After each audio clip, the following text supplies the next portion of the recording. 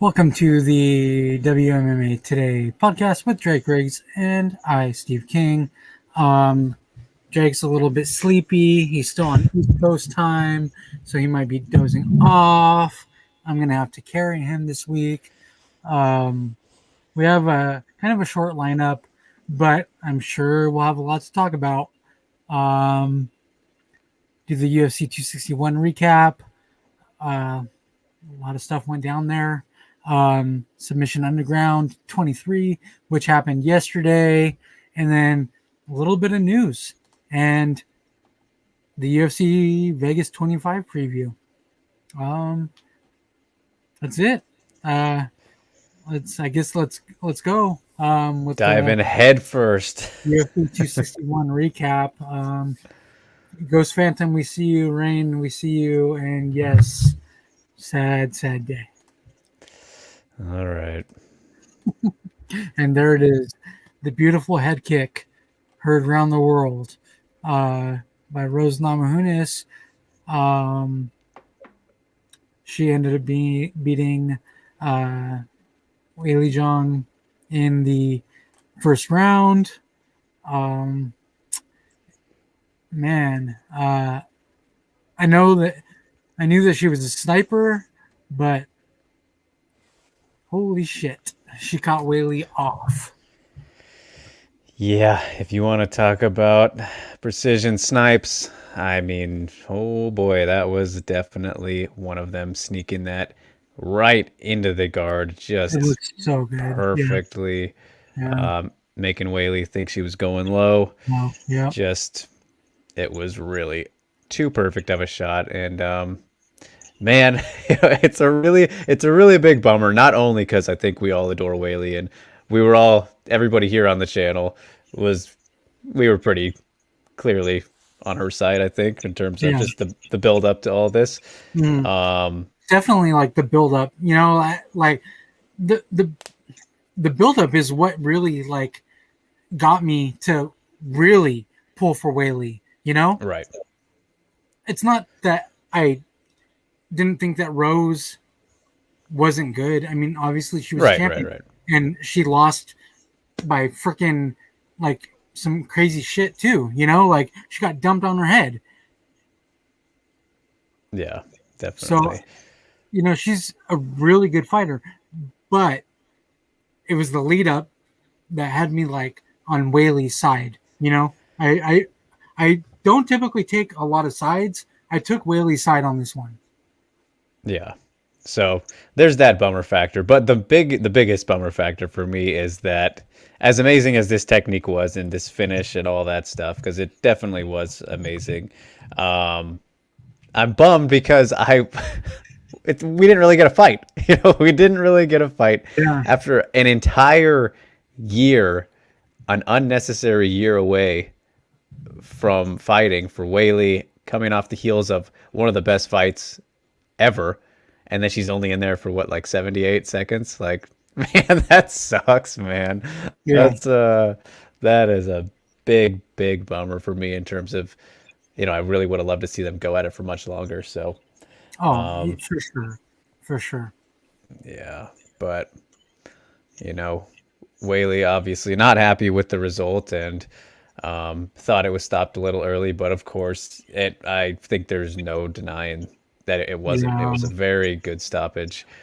But you know, when it's the first time that you've lost and been knocked out in MMA like that in 22 fights, it's just something you haven't experienced before. So of course people are going to be, you know, have their thoughts and all that. But in her position, like, it makes sense to not really know what is going down, especially when it just happened. Like, it's another one of those things where why are we interviewing the fighter who just got knocked out? You know, like, we don't need to do that.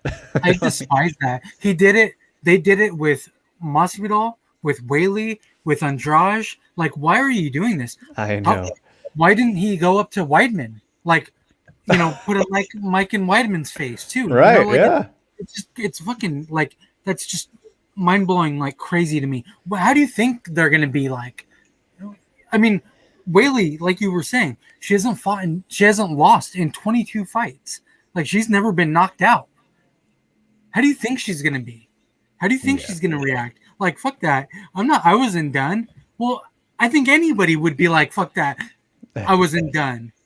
Even though you were, it's just a bet. That's a terrible fucking look to me. I hate it. I despise that they did that, or that they're doing that again. For a minute there, we didn't have that because of the protocols. Like, Joe Rogan was away right, yeah, and stuff. But yeah, very true. He literally had them in the cage right next to them, so he pulled them to him. I know that it's the UFC's calling or whatever. The UFC's probably telling him to do it, but the UFC needs to stop doing that shit. It's terrible. Yeah, and another thing to think about is like, it's the more that we hear about like the knockout stories and everything, like Wonder Boy, what was it? Just last week was talking about when he got knocked out by Pettis on Joe Rogan's show, and how he couldn't remember anything until like he was in the hospital. So like this could have been autopilot Whaley, where she doesn't even remember this happening. So like it's even more unfair to put them on the spot like that when they probably aren't going to remember what happened at all until like an hour later, maybe. Who knows how much longer later. And same thing with Ben Askren. Like, we've heard these stories before. You literally don't know if they're concussed or whatever. Why would you want to bring somebody who's concussed to talk like that? It's ridiculous. Yeah, it definitely is. But so I love that we got Yusuf back here, and I love how we started this off by saying, I'm so mad. Can I ask a question beyond it? I don't have to ask about asking, buddy. We're always open to whatever. Yeah, and so Yusuf's question. Ask away, guys. Yep. He is asking if Whaley can beat Rose in a rematch. Be honest. I think she absolutely can. And of course, this was a very small sample size, as I mentioned, which I mean, if we're to judge based off of just this a minute and 18 seconds of a fight between them. Yeah, no time. As Rain was pointing out, following it up. Yeah, Whaley looked very good until she got caught. She just got caught. That was kind of it. And it was not a fluke whatsoever. I don't think that's the case, but like the probability of that kick happening again in a rematch, I mean, it's not very good. Clearly, sure, she could head kick her and win, but like that same one, I mean, that was just a picture perfect, technique. It was a perfect setup by Rose, and then Whaley just didn't catch on, and she got head kicked and knocked out. That's what happens in fights. Rose is a champion. She was a champion prior to this, so it shouldn't be a surprise to anybody that Rose did this. It's just that we were all pulling for Whaley, so it kind of stings a little bit more, this loss. Yeah, well, I would go as far to say that it is pretty surprising, man. I wouldn't have thought in all the scenarios, I didn't really picture Rose being able to knock out Whaley. And it's funny, if you look at it, Rose's her only knockout wins are this one and the Joanna one. That's it. Yeah. Those are her only ones, which is pretty fucking insane. But it's not like she's normally one that does this. And yes, she did drop Watterson with the head kick too before submitting her. So like, of course she has that capability, but it's not the typical finish for her. So, and then against somebody as good as Whaley, like, I just didn't see that coming, and especially so quickly. But nobody did. I think that, man, just knowing Rain and Yusuf, responding to both of you guys, like knowing the type of competitor, champion, fighter, athlete, all those labels you can give Whaley, she's just gonna come back even more motivated and probably scarier, after having this kind of loss. I mean, I'm probably going to be afraid for her next opponent, whoever it is. So, yeah. So you bring that up. I would like it to be Joanna for a second time. Right. I don't think that it'll be Rose. I think that Esparza and Yan Jianan, the winner of that fight, should probably get the title shot. I think that's the number one contender fight for now. Clearly, yeah. Whaley and Joanna, go again. They put on the fight of the year, as far as I'm concerned, and you as well, and probably everybody else in here. The fight of the year last year. Whaley has fought one time since then. Joanna, 0 times since that fight.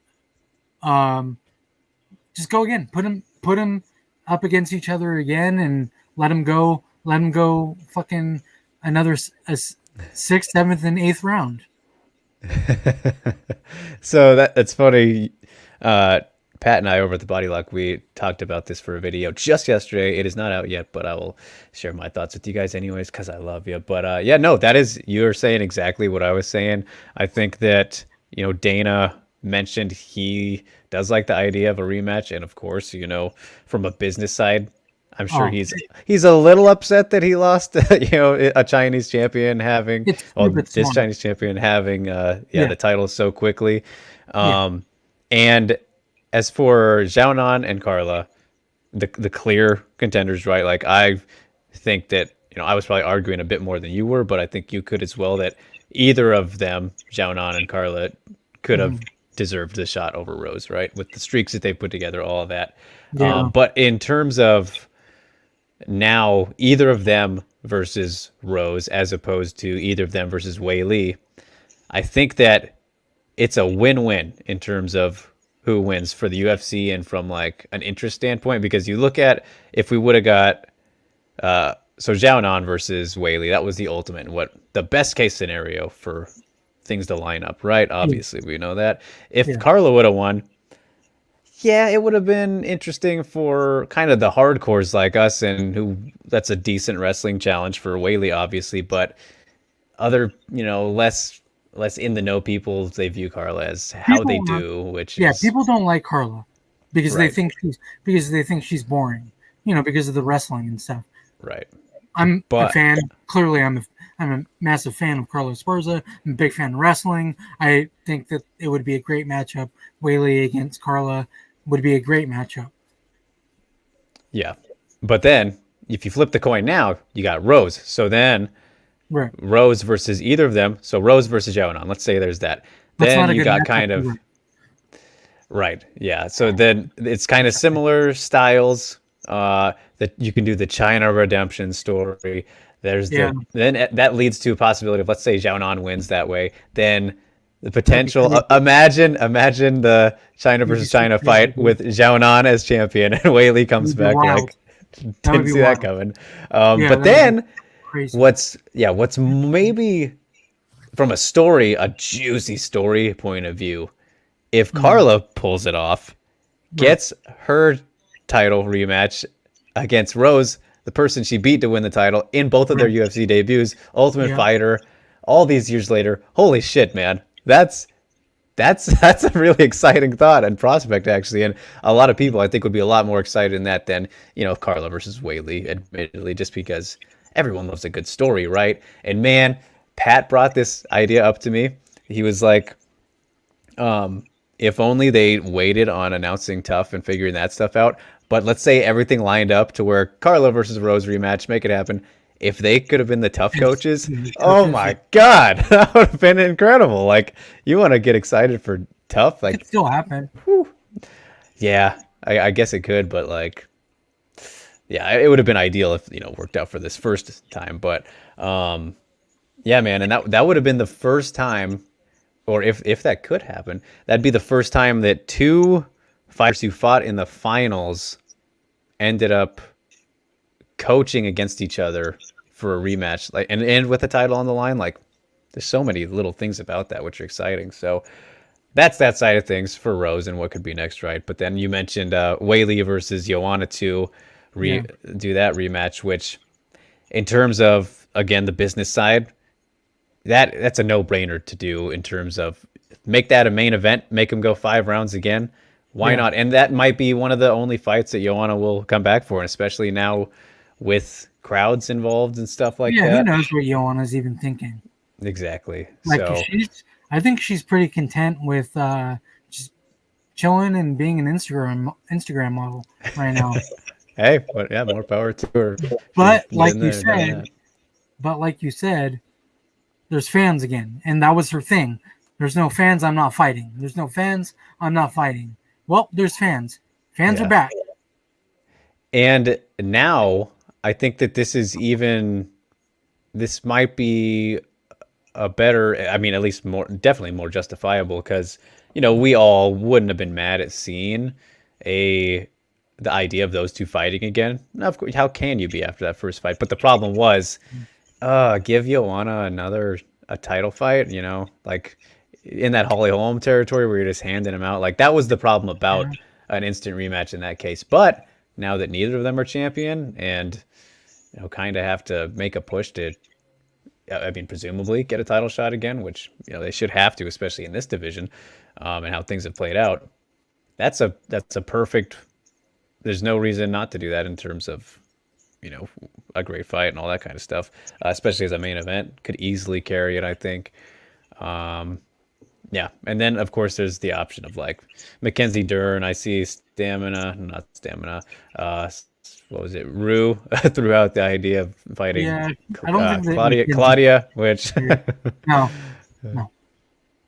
let's not get crazy. Yeah, I think the smart move at least would be for them to try the Joanna rematch. Try and book that one first. If it doesn't happen for presumably Joanna not wanting to do it, then you move on from there and maybe she could fight the loser of Carla Xiaonan, but I still think they would want to hold off on that Xiaonan one just for the sake of hoping, that maybe one of them is a champion. Yeah. So I don't know. There's a lot of options. They have to do that fight in China. Yeah, of course. If they are to fight at some point, they have to do that fight in China. It would be a travesty if they don't, I think. Yeah. That would be... Yeah, that's just what you got to do. So, yeah, it'll be very, very interesting to see how these things shake out. And, as much as we love Whaley and we want to see Rose, her versus Rose for much longer than the amount of time that we got, I mean... You can't do an instant rematch in this case. No, for one, how the fight ended, like a legit loss, a quick one. Whaley only had one title defense. She wasn't a big reigning long champion or anything like that. Yeah, she's not Kamaru Usman. Right. This super deep division where you have plenty of contenders to give a title shot to. Yeah. It just it's just not the move to make. But if they do make it, it's simply because Dana wants Whaley to be champion again right away. So. I mean, it's the smart. I think it's a smart thing to do as far as like a business standpoint. Yeah, I think putting Whaley in there again is smart. I don't think that they will though. Yeah, we'll see. We'll see. And Rose, I actually asked her about if she would be okay with that in the press conference afterwards, and she didn't seem like she was like, all right, if they want to do that, then yeah, sure. But she didn't seem like she'll be down for that necessarily either. She's probably like, dude, I just head kicked her to hell. Right. Like, right. I mean, what the hell? You know, just not a lot of sense to it. So. I mean, I do get that point as well for Rose. Like, why would she want? She's like, dude, she doesn't deserve it. Like her attitude would be like, she doesn't deserve it. And as much as we all like Whaley and we want her to be in there again against Rose for so many different reasons that we've already talked about. Rose, you got to think about like what Rose is thinking. She's probably like, fuck that. I got a quick one out of her. Yeah, it's like Volkanovski. Likely next time. Yeah, exactly. Pretty unlikely. It's like Volkanovski beating Holloway twice, right? And like, why the hell would I give him a third fight? A little bit different, but it's still similar. So, well, especially after the second fight where Max Holloway might have won. Right. So, on a lot of people's scorecards, he did. Yep. Very, very true. Okay, let's start getting to the people's comments. There's a lot of them, of course. Start at the top. Stamina, welcome Stamina. Sammy says, I'm still rooting for Whaley. She's an incredible person and fighter. We agree.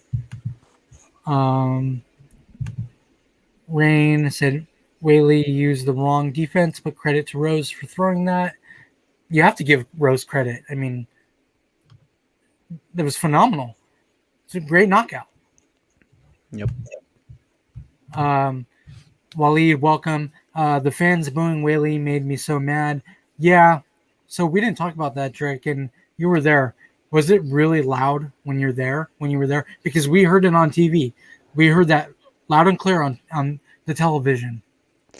I mean, I kind of felt that it sounded louder on TV actually, which is not usually the case. Yeah.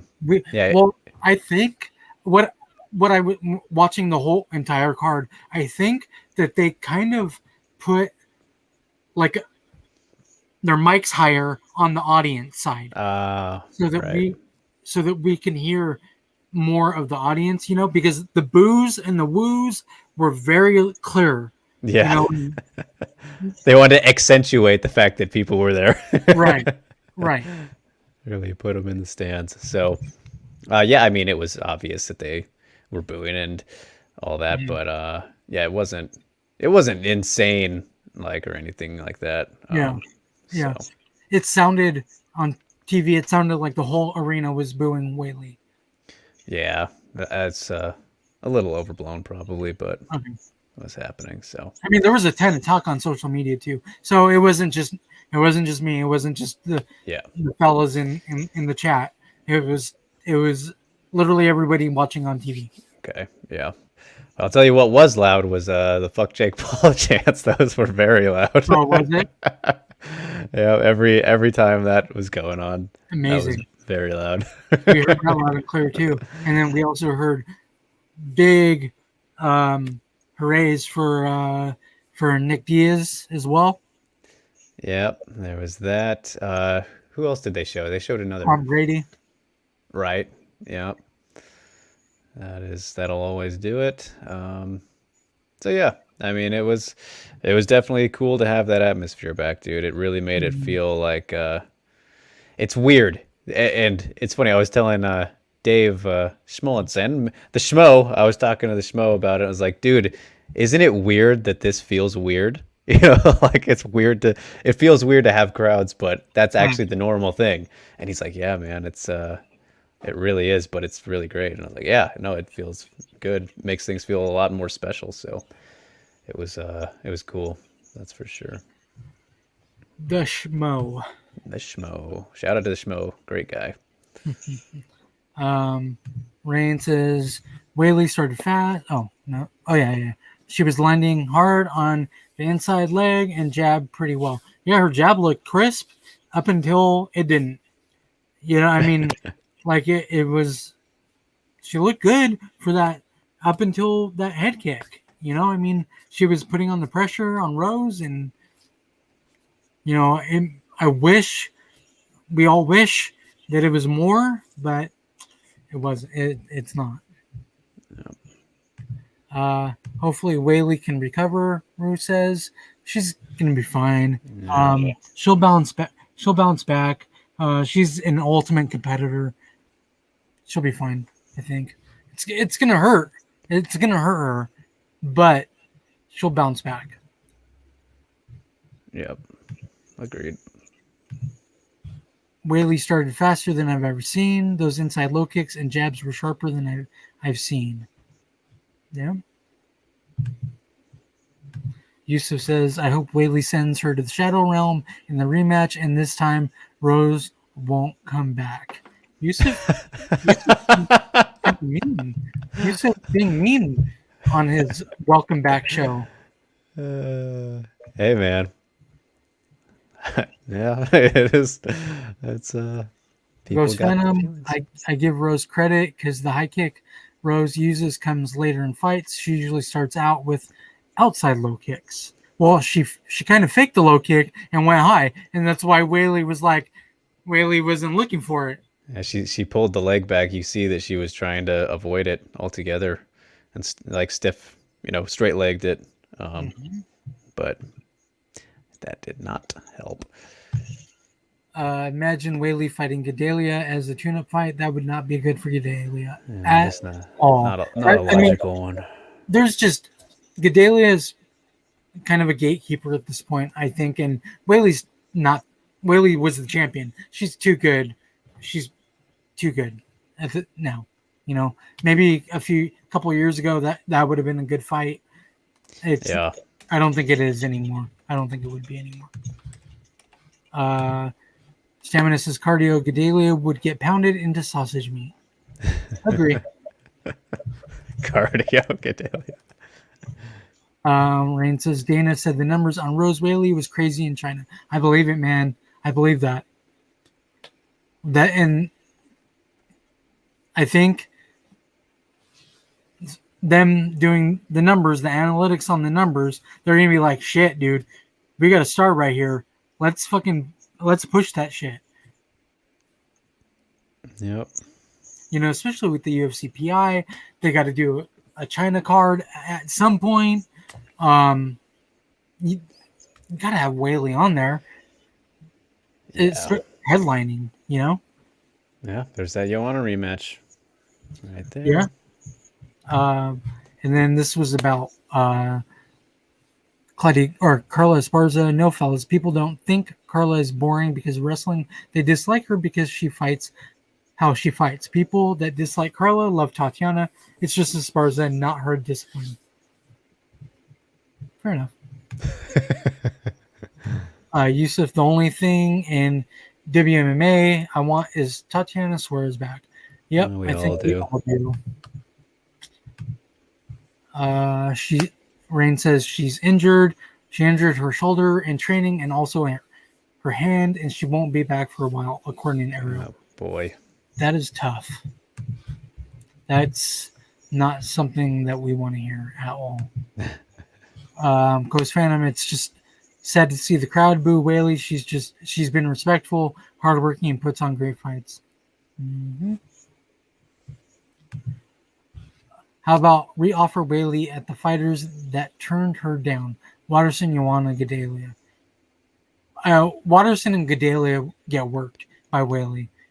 Joanna's the only one, I think, out of those three. Yeah. You could offer the Watterson one, though, right? I mean... Sure. You can offer it, but it's not going to be a good outcome for Watterson. It's about. Yeah. I think it would be a bounce back fight for Whaley. Yeah. But yeah, I know it'll be interesting to see where it all goes from here. So, Sammy says, "How would Whaley do against Dern?" I think Whaley does well against anybody. Right. It's just she doesn't want to get clipped by one of those haymakers that Dern brings in, and then if she does get taken down, it's a wrap for literally anybody. If Mackenzie comes at her the way she came at Nina, she's going to sleep. She is getting put out. You would think so, yeah. You would think so, but you never know. I mean, shit's crazy in MMA, man. Right. Will Whaley be Robert Whitaker of strawweight? No, and I will. The reason that I say no right away is, and this is going to tie into Rain's question, which is right after this.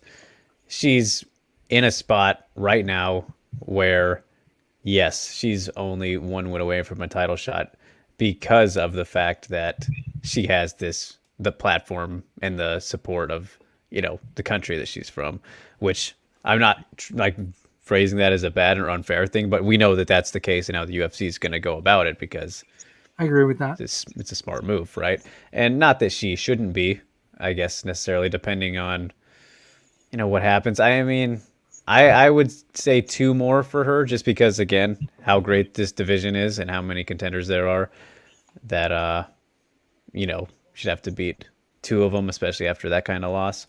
But realistically, I could 100% see her beating anybody, doesn't matter who, in her next fight, and then they give her the title shot if they don't give her the immediate rematch, which don't be surprised if that happens either. It would be very frustrating for Carla or Xiaonan because, man, Like, talk about just getting pushed off to the side for all your hard work. Like, that is such a clear number one contender fight. It's not even funny, Like, Yeah, it's the I agree. definition of it. That's very true. Rain says, "Is Whaley one win then title shot position like Joanna?" Well, like Drake just said, she's there right now. Like I can see them giving her the title shot now, and I would be fine with it. I just don't think that they will. Yeah. And then Rain just said just now they gave Jorge an immediate rematch of that fight. And great point. Great point, sir. Well, Wasn't even champion. Usman, Yeah, true. said, "Let's fight again." Yeah, that's fair. I think Usman doesn't really want to fight Covington again. He would rather have fought Jorge Masvidal, who he just beat, than because Covington took it to him as much as we all, probably don't. I don't know about you guys, but Covington, his little shtick or whatever, gets on my fucking nerves. But you can't take away his skill and what he did to Usman that nobody does.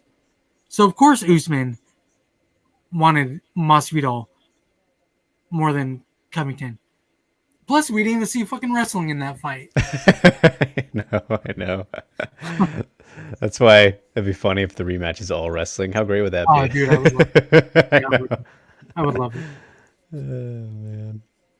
Stamina says, "Wow, that's an interesting way to frame it." Oh, I'm assuming he means the Whitaker strawweight. Yeah. That Whaley Gadelha was trying to be made in 2019. Yep. Stamina says Watterson was hounding the title shot for ages and got no traction for it. Thank fuck. Tell her to fight Whaley now. I'm with it. He puts the sleeping emoji. Yeah, dude. Like straight up. Whaley, that would not be a good fight for little Michelle Watterson. Yusuf says, who can beat Rose in the division? Well, I think Whaley can. Whaley, Xiaonan, Carla, Tatiana, Joanna. Mackenzie Dern. Joanna can't. I don't know. I don't know if Joanna can beat her. We saw it twice. That Joanna that we saw against Whaley can beat Rose. Okay. I mean, all right. Yes, I'll agree with that. I'm not sure I'm as confident as everyone else I mentioned, but point is, plenty of people can beat her. We saw her. It's such a good division. Yeah. I mean, it's an excellent division. One of the best in MMA. So there's plenty of people that you can throw in there, and this would happen to Rose. Yeah. So we will see, Yusuf. We will see. And then Yusuf asks, "Does Wonder Boy cause Usman problems?" Yeah. I can't imagine him not. I can't. Yeah. Wonder Boy causes everybody problems. Literally everybody. He's got such a weird style of fight. Like, it's pretty fucking beautiful and fluid. Like, it's amazing. Like how he fucking just floats. It's like he's just floating there, floating and fucking working. Working the leg kicks, the punches. Coming at angles. It's all the angles, and I love Stephen Thompson. Oh, fantastic! I adore that motherfucker. Like, I really do. I want him to be a champion. Just, dude, he's amazing. Like, what he's done, and how he is outside of the octagon. Like, I want him to be a champion. Does he ever get there? I don't know. I don't know. I think he deserves it, but that's me. He should have got the title shot. This should have been the fight on this card. Yeah. Masvidal, yeah. And man, I agree with that.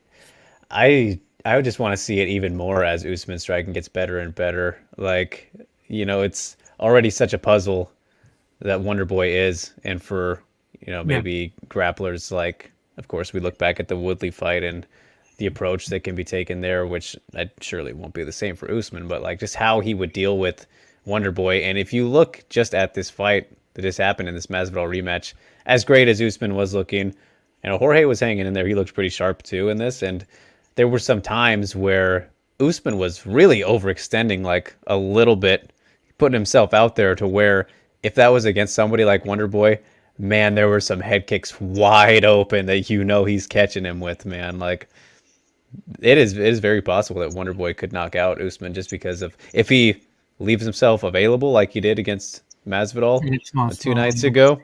I mean, that you just can't do that against such a unique guy like Wonder Boy. So I really hope we get to see that fight soon. After if Wonder Boy gets through Burns, hopefully they can give it to him after that. But yeah, I know that's going to be a tough fight for Thompson.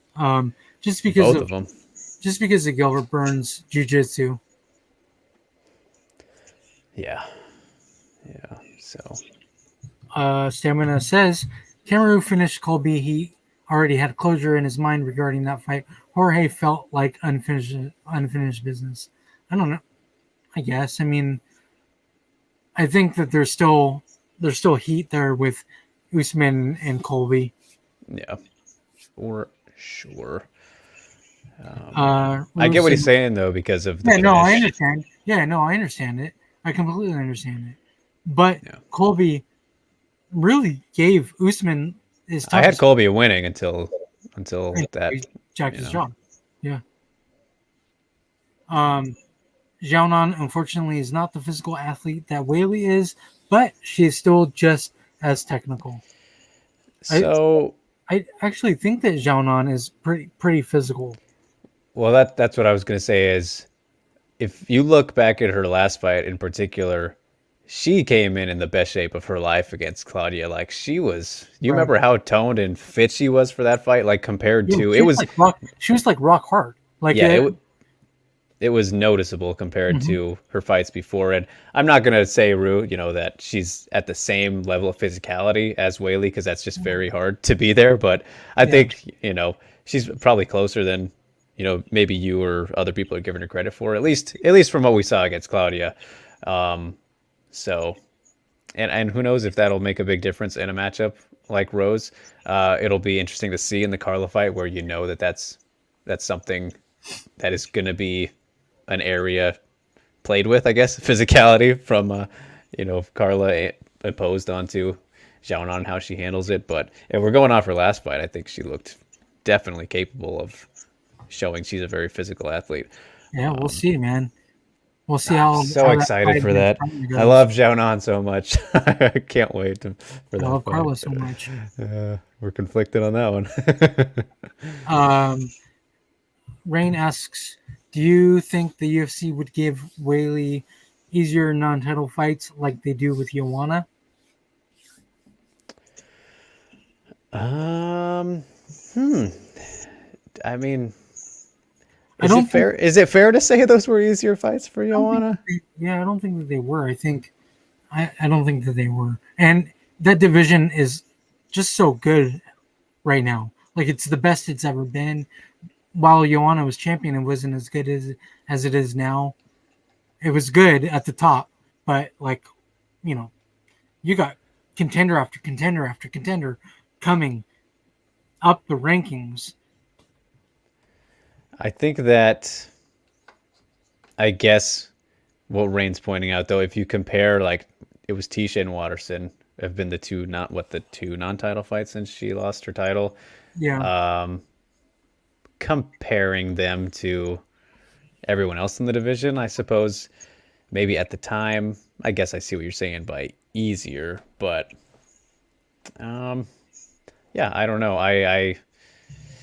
If they were to do that with Whaley, like the only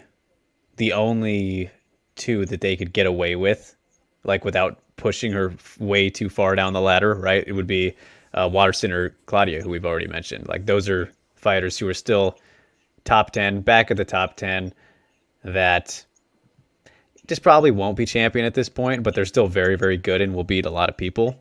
Yeah, it's not like they're going to throw Angela Hill in there against her. No, which I mean, that'd probably be fun, but we know Angela's probably not winning. So, just is what it is.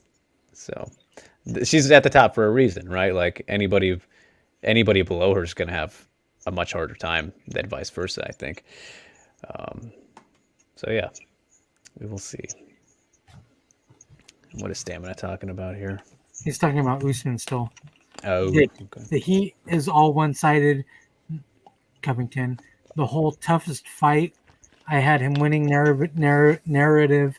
Doesn't get any mileage with other competitors, so basing another title shot on it doesn't sit well with me. Fair. Totally Yeah, fair. I mean, I can really give a shit if Colby gets a title shot. I don't like the guy. Like, I mean, he's a great competitor, obviously, but I don't want him to be a champion, so I don't want him near Usman at this point, you know? Like, I really like Usman, and I really dislike Covington, so I don't want Covington in there. I'm just saying that Covington gave Usman a tough fight. That's it. Yeah. Yeah. I would love to see that rematch just from a great style clash. I know it was a very fun first fight, obviously, but you know me, I love fresh matchups. I want to see the Wonder Boy one more than anything right now. Oh yeah, for sure. Wonder Boy deserves it. I mean, if we're gonna talk about deserving anything in MMA, come on, Wonder Boy deserves a title shot. Well, especially when you look at how Usman's beat like everybody around him already. Yeah, literally everybody around. You know, Leon Edwards many years ago, but still beat him. Yeah. There's everybody around Wonder Boy in the rankings. Usman has beat. He has yet to fight Wonder Boy. Yep. Ghost Phantom asks, how does the medical suspension and procedure work with Whaley? Does she have to stay in Florida to get treatment? So I get the medical suspension list sent to me, and I don't think it's out yet. And if it is, I didn't get it I didn't yet. see it. Yeah, I haven't Okay. seen it. Okay. I can check right now. I mean, So like I believe that maybe, I don't see it. yeah, depending on the severity of it, which I don't know.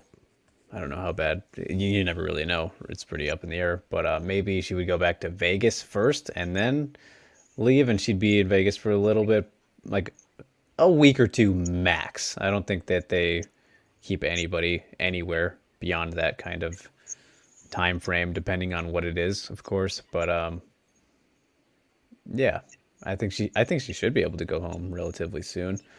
So That's even if she wants to still. You know, maybe she wants to stick around. Maybe she wants a fight sooner since she's already here. yeah. You know, I mean, it was a minute and 18 seconds. Maybe she But wants if she's not like concussed or anything, like has a Right. bad concussion, then yeah, that'd be Yeah. awesome if she got right back in there. I'm sure. I mean, she's of course upset she lost, but upset that she didn't get to fight for very long either. You know, it's like all this time preparation just for that. Man, no good. Yeah, I don't see any medicals yet. And Sammy here, man. I'm glad you mentioned Marina because I feel terrible for not even think. Yeah. That's how deep the division is. I forgot about Marina. Oh, Crazy. I'm so sorry, Marina. Marina's the That would be a best. great fight too. That would be fun. Man, that would be a God fire damn. fight, dude. Oh, I need another Marina fight in my life right now. That would be a fire fight. Whew. Would she be a favorable matchup? I mean, compared to most, one of the lesser favorable ones. I mean, Marina is just such a. You want to look at like the frame she has, a very unique frame for the division, to That's where true. she's going to have those height and reach advantages against a lot of people, and if she packs power as well, and is just fucking dangerous pretty much everywhere with her striking. Goddamn, I'm very glad you mentioned that. I would love to see that one. That'd be great if that was next. Oh boy, so many options. That would I'm be so fun. I mean, that would be a great fight. Such a great fight. yeah. We'll see. Got to get her a fight as well. Yusuf asks, did the Joanna fight take something out of Whaley for the rest of her career? No, she's not. She's not Rory McDonald and with Robbie Lawler. That's. I mean, it was a wonderful fight. They have those sometimes. That happens sometime. Yeah. All right. Well, all caught up here finally. 45 minutes into the show, and we've only talked about. I mean, the biggest thing we've all been waiting for. And we didn't even talk about Rose all that much. The new champion. That's like how crazy this whole thing is. You know, I mean, we're talking more about Whaley than we are the new champion Rose, which I'm totally fine with. But I mean, Rose is the new champion, guys. Yeah, Rose is the new champion. Yeah, but all right, let's move it along, you guys. But of course, if you still want to ask questions about it, go ahead. But moving on to before I pass, moving on to Valentina Shevchenko. Yusuf, I know you're hyped for this. Yusuf, is this why you showed up today to talk about Valentina Shevchenko and how great she is and how phenomenal she is? 7 takedowns, guys. 7 takedowns. How did this happen? My mind is blown. My mind was blown watching that. It was phenomenal. It was great. Like we talk about Rose being the sniper. Shevchenko's usually the sniper, guys. She was the wrestler in this fight. Amazing. Yeah. No, this was really an incredible performance and kind of the last thing I expected. The last thing I possibly would have expected. I mean, to just she's proving a point. Straight up. Proving a point, dude. Proving a point. Ragdolling somebody like Jessica Andrade, who is one of the most like just the most one of the most unstoppable forces in terms of her. You want to go back to physicality that we've ever seen in the bantamweight, flyweight, and strawweight divisions across 3 divisions. Valentina made her look like 5'4". Yeah, like just nothing. Yeah, this was insane. This was one of the most impressive things I've probably ever seen in MMA, and it just it really shows. I think we knew Valentina was incredible already, but my goodness, to be able to show how good you are everywhere now, like that much better. And to me, it really brought some questions to light here that I think we need to start asking. Like, for me, I feel like Valentina, with this performance, has proven to be potentially one of those like perfect fighters. And the only other one I can say that would be GSP, right? I think that she is about that level. I'm willing to go as far to say that she might be one of the most, if not the most talented fighter we've ever seen. Like, that's how insane it is that she can do everything pretty much perfectly. Just, it all looks too good. And then that brings the question of, where is she in terms of the GOAT? And I think I'm starting to feel this way about it, where I'm going to make a comparison for you, Steve, which I know you'll be able to grasp a lot better than maybe people who don't watch the NFL. But Amanda Nunes is still the GOAT, in my opinion. Accomplishment-wise, all that stuff. Tom Brady, he's the GOAT for all the stuff he's done. Him and Nunes, GOATs of their sports. But in terms of the most talented, skilled individuals, Aaron Rodgers, I think, is the most skilled, talented quarterback of all time, right? Right? You can't say he's the GOAT because Brady's got all the championships and stuff, right? And then I equate Shevchenko to Rodgers and Nunes to Brady. I feel like that's kind of where we're at now with Valentina. Is that not fair to say, though? I think that's pretty decent. I'm okay with the comparison, but I'm fine with it. You ask a Bears fan or a Lions fan or a Ah, Vikings fuck fan, 'em. yeah, Fuck they're 'em. gonna be like, okay, this guy's fucking crazy. This guy's off his rocker. Yeah, they're But I mean, salty of as course, hell. I'm a Packers fan, so I mean, I'm fine with it. Totally fine with it. But yeah, like she's phenomenal. It's crazy, dude. How great she is. Um, man, Yusuf Val is more talented than That's Nunes. what I'm saying.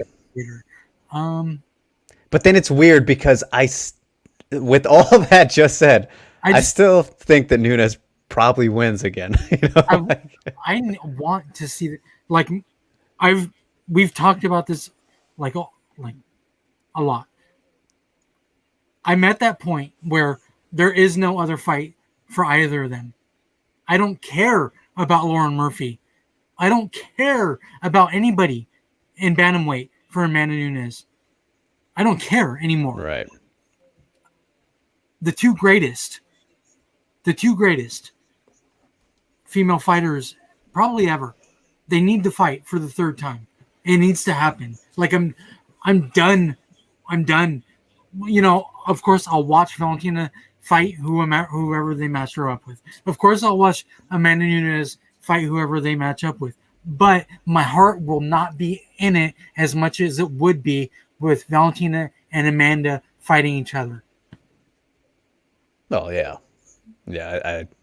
I think that's how practically everybody feels. I mean, if you don't Like, feel that way, like if there's one fight that really needs to fucking happen this year, it's Valentina and Amanda Nunes. Like I'm done with everything else. I'm yeah, just fucking we can go back to everything else after we get this done. like Right? just give us this fucking fight. Just give us this fight. We were talking about for so long. We were talking about Whaley. Now I'm on the fucking Valentina against Amanda Nunes train. Like I need that shit. After what we saw with Valentina, 7 takedowns, wrestling, phenomenal wrestling. Like it was crazy how fucking good she was. In what 1.5 rounds? It's that much action. Crazy, like it's fucking wild to me. My mind was blown with it. I couldn't It believe was. what I was watching. Yeah, she is just something else. And I see a Yusuf. Yeah, Dana has been always I don't give a not shit. very for That it. guy's a knucklehead though. Like fuck that guy. Come on. So it's like not giving John Jones money to fight Ngannou. Yeah. It's stupid. Like you're an idiot. You don't want to pay John Jones to move it to heavyweight and fight Francis Ngannou. That's fucking retarded. Like I don't like you dropping that word because I mean it's not a really nice word, but there's some really stupid shit going on in the UFC, and that's one of them. Another one would be missing out on Valentina Shevchenko and Amanda Nunes trilogy right now in 2021.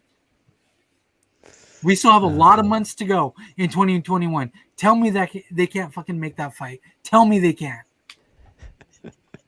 Well, stamina is coming at you with the opposite, the converse of this.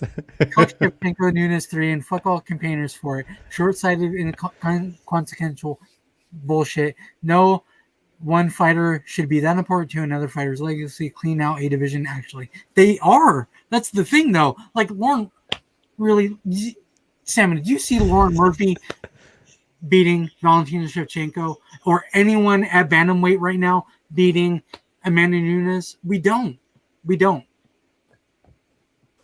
There's always going to be a contender, but I mean, the same shit's gonna happen.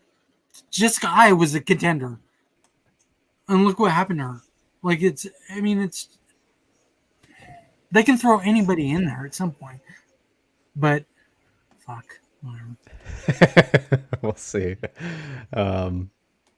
With this comment before we get to Yusuf. Did you guys see how she controlled the space in the clinch? She shut everything down when Andrade tried to move. Yeah, dude. I mean, Chess versus checkers, ladies and yeah, gentlemen. was she was fucking. She was ahead of every move that Andrade was making. She was one step ahead, sometimes two, especially with those takedowns. Right. Andrade had no clue about the takedowns, even after number 4 and 5 and 6. Like, no clue. So then Yusuf goes to who's more talented, Valentina or DJ? And Yusuf, as I just said, that I think Valentina might be the most talented fighter ever. Then that kind of answers your question there for me. And just to look at the DJ side of things, I've always kind of argued, and I'll add on to it, that DJ, as incredibly well rounded as he is and was, he still had, I think, an area that we could say was his weak point, which was his wrestling. And I guess you could say that for anybody. Like, it can be weak, their weak spot, but still be incredible. But I feel like wrestling was it for him, as we saw that was an area that he not like often had trouble with, but he had trouble frequently enough to where we could say, oh, that's where somebody might be able to beat him. And we did see Dominic Cruz shut him out at bantamweight. Yeah. And then Henry Cejudo, as you just mentioned there, in the gold medal. Right. But so, I mean, Tim Elliott, though, too, had success on the ground. Yeah. Uncle Creepy, that was prime Uncle Creepy. Yeah, even McCall was phenomenal in that fight, though. Like, he should have won. He was on his shit in that fight. Like, that was the best Uncle Creepy that we've seen. Right. But point is, we've seen that with DJ throughout, his best run and all that. And we just haven't with Valentina. Like, of course, we know her strength is still her striking, but fucking hell, man, her grappling is just insane as well. So, I say Valentina, but that's no disrespect whatsoever towards DJ. I just cannot believe what she continues to do, and just technically so flawlessly. Like, everything she does is like you're watching a science experiment unfold before your eyes. I don't know. She's so far ahead of everybody that she fights. So, like, it's crazy, man, how good she is. Yeah. Nobody gives her problems anymore. Yeah. Yeah, very true. But stamina coming back at you. What's he got here?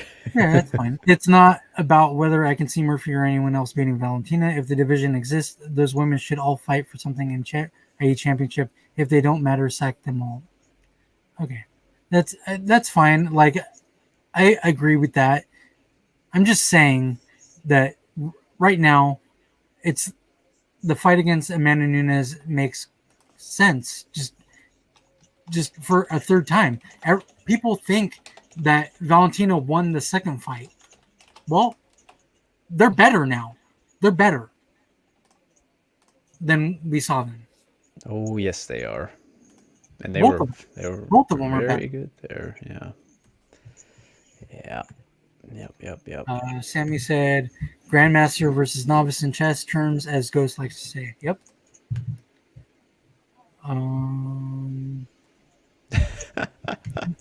Great proposition. WWE style gauntlet matches in her title defenses. Dude, I'm kind of surprised that we've never really seen that kind of thing in MMA, like a gauntlet style like fights. That'd be sick. Leave it up to Full Metal Dojo, the fight. Right. Well, it's funny because we saw what was it, Ryzen 21, maybe 21 or 22. One of the, I think it was 21, where Satoshi DeSouza, he had a gauntlet grappling match. Do you remember that? And he submitted like 6 people in a row. That shit was wild. Oh man, it's so funny. Like, I love that. I love the idea of gauntlet matches. So that would be great. But yeah, don't know. We'll never see that in the UFC, obviously. But no. Yeah, we'll hit up John Nutt with that idea for sure. So It's something he would do. Yep. So, all right, before we move on now to wrap up 261, 1 hour of 261. I know, just the two title fights. We have one more fight, and a damn good one. The best fight actually of all three of these. What happens to? I mean, Andrade is in a terrible spot now, right? Yeah. I mean, she's lost twice to. Oh, I mean, she's 1-1 with Rose, but just lost recently with her. So, and then lost to Valentina. I guess. I mean, you want to talk about strawweight's depth? We could very well see her back at strawweight. Yeah, I mean, She said she's open to it when I talked to her. yeah, I don't know I don't know what she does. I don't know what they do with her. That's the problem with sometimes getting these title shots so quickly, you know. Like, Yeah, but I hey, mean, it'll be interesting what they do with her. I don't know, but going back to strawweight, that just adds another body at strawweight that is great. hey, I wouldn't be mad at Whaley Andrade too if you want to talk about that one. Yeah. That would be So, fun. yep. Stamina. Yeah. Amanda and Val fight again. Then what? Well, then they go back to beating everybody else's asses in the division, which they're doing at the moment. Regardless of outcome, what does it change for either division or either fighter? You've got to watch Valentina Shevchenko fight Murphy right afterward. Pointless. Okay. We can keep on going, and I mean, Oh, we won't see eye to eye on this one. I love it. Sammy asking, "Am I okay after traveling?" Thank you for the concern, buddy. And Ghost asking, "How am I as well?" After flying yesterday, you must be exhausted. Well, sir, I actually flew today. I got back today at 12 o'clock, and it is nearing 8 for us here. I'm still on East Coast time, so in my brain it's about what 10 o'clock, He's literally 10:46, falling almost 11. asleep right now. I actually I got I was gonna say I didn't sleep too well. It was really hot. I was sweating a lot in my Airbnb. It was a very warm night in Jacksonville, but then I woke up and I almost missed my flight actually, which was just a nightmare. But I got there on time, and so I flew at first flight was 7:35 a.m. East Coast time. Had to go to Atlanta first, which is like a fucking hour flight, so really dumb, but got to do that. And then from there, went home to Portland, and then I got home at 12. So, if the time went back, it would have been like 3, whatever.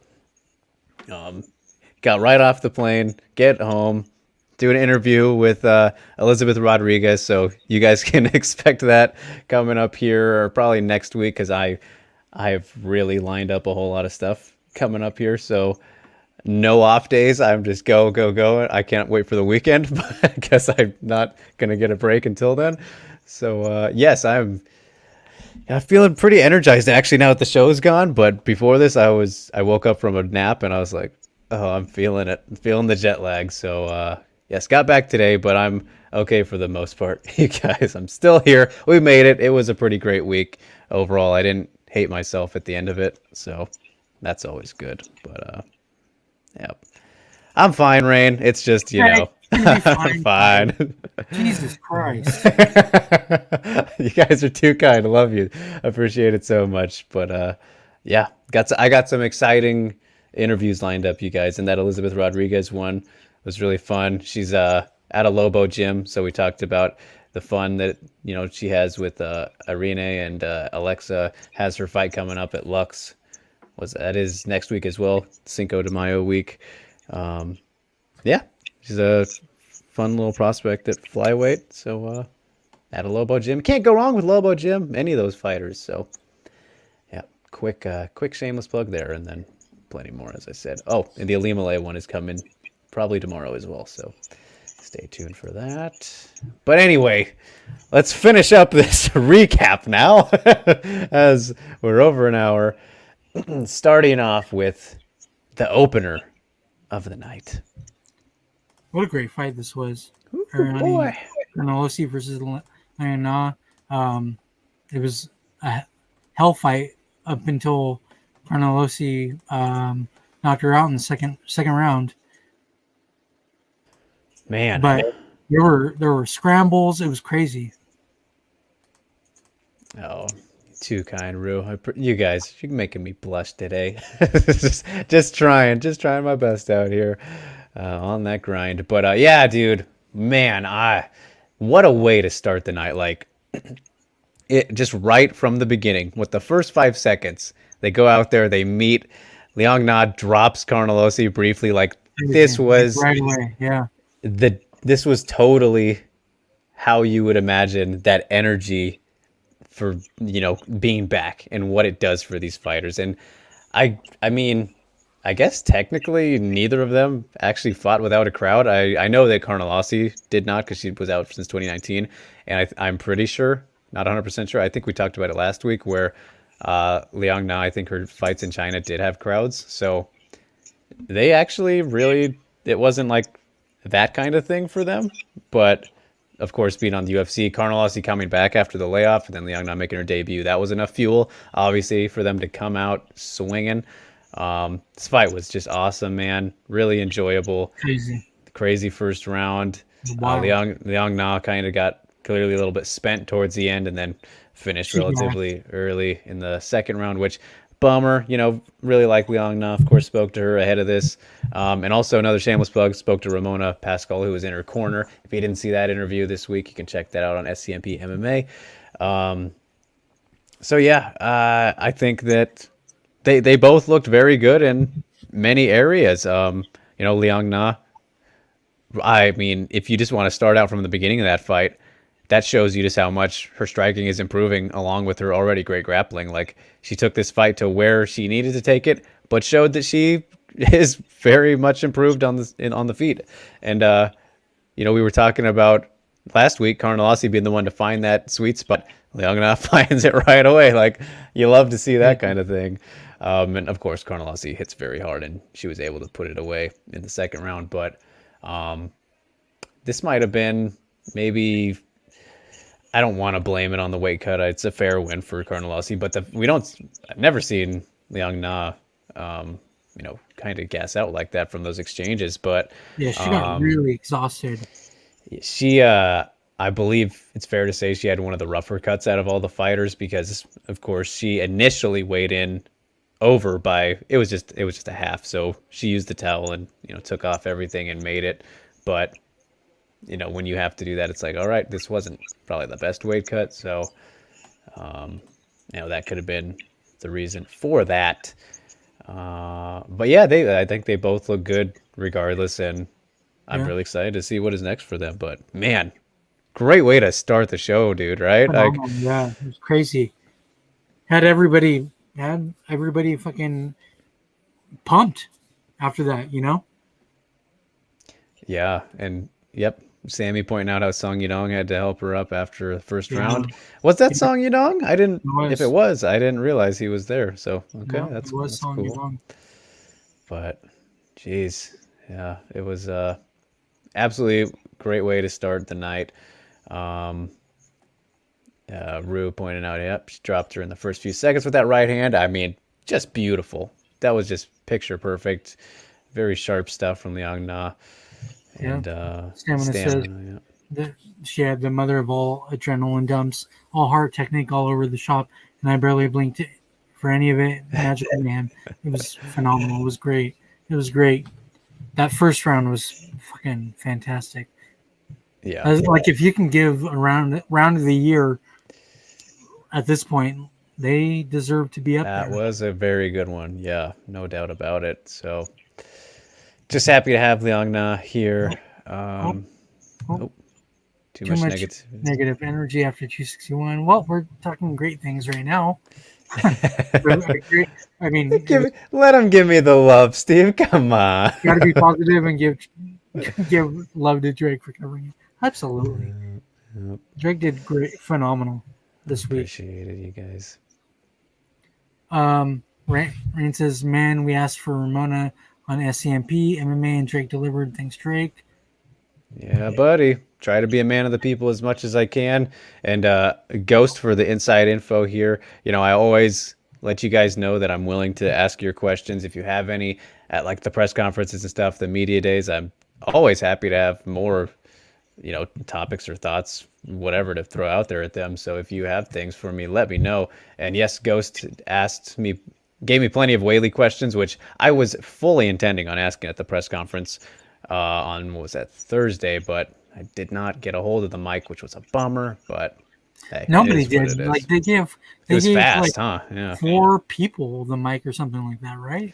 Yeah, it was 4 or 5, and one of them was Ocho Cinco. Dude, that shit drives me insane. Like that fucking guy. I mean, he didn't work for that shit. Like, fuck out of here, man. It's like, I got nothing against Chad Johnson, and I was considering trying to get a picture with him, but because he was there on Fight Night too, of course, and in the back a little bit, but like, fucking, that's just some bullshit, man. To give these celebrity guys our spots. Masvidal didn't even know who he was up until the end, where he was like, "Wait, is that Ocho Cinco?" And he asked the stupid fucking question again. We're like, "Oh, how much should I bet on you?" Kind of thing. He did that at 244 when he was there too. He did, like, yes. I think he does. I think that's like his thing. I should have bet on you, type of thing. I don't think I've ever heard anything other than that from him. Have you? I don't. No. Yeah, I don't think so. It's not. He's not. He's more of a fan than he is media, MMA media. I don't. Just because he's there for Bleacher Report doesn't mean that he's MMA media. No. Hey, come on. Not. You know that they gave him that mic just because of who he is. No, for sure. Yeah. So, just frustrating though from this position. Oh, I feel you. Yeah, I feel you for sure. Sammy says Dana said that the first fight was trending big in China. I believe it. Love it. Love to hear that. I think anything with any of the Chinese fighters trends big in China, though.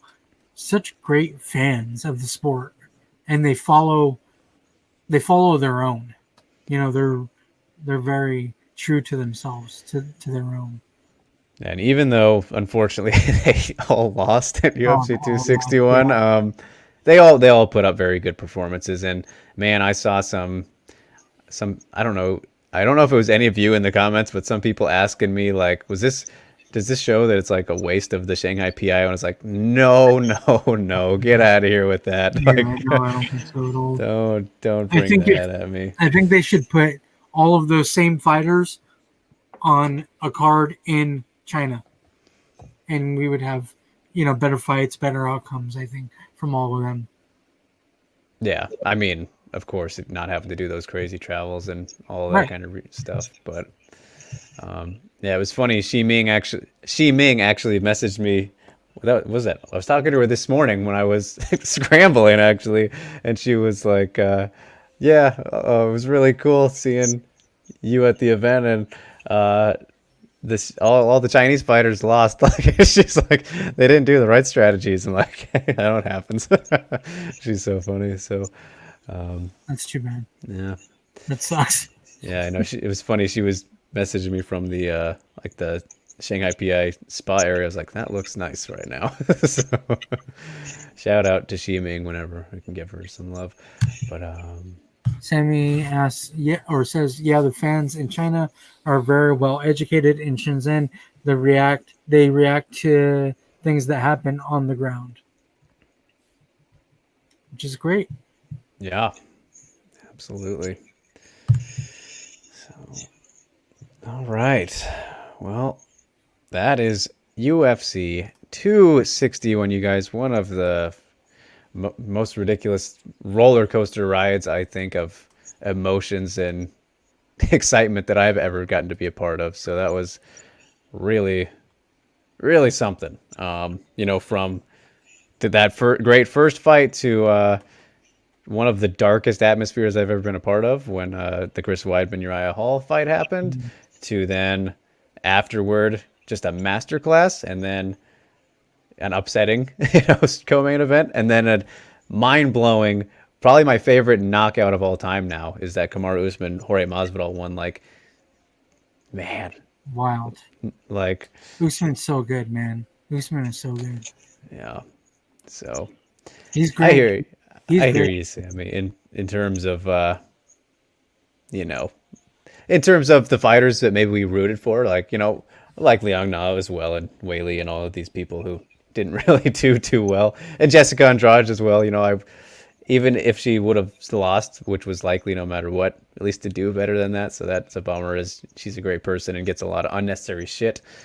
Yeah, that's just how fighting goes. Yeah, but then we saw Valentina Shevchenko show us great skills that we didn't know that she had in her. Not to that degree, yeah. Yeah, like not like that. And then we saw, like you said, Usman's phenomenal knockout. There were great moments in that card. We're just kind of dwelling on the bad just because. Yeah. So okay, before we finally do move on here, Steve, and we've had a full day now in between to digest. And this is a question for you guys as well in the comments. Please help us out here, commenters below and the live commenters. I've seen a lot of people, and of course it just happened, saying that this was the best event ever. And for me, I can't put it above UFC 199. That one, top to bottom, just in terms of quality, competitiveness, highlights, that one is just so goddamn hard to beat for me. And this one had a great amount of highlights, but in terms of actually super awesome competitive fights, I mean, the first two were amazing, Liang Na and Carnelosi, then Archelang versus Molina, which one fight of the night. Obviously, I think the main event was pretty fun too, for as long as it lasted, but 199 was a beast, man. Like it had literally everything you could ask for.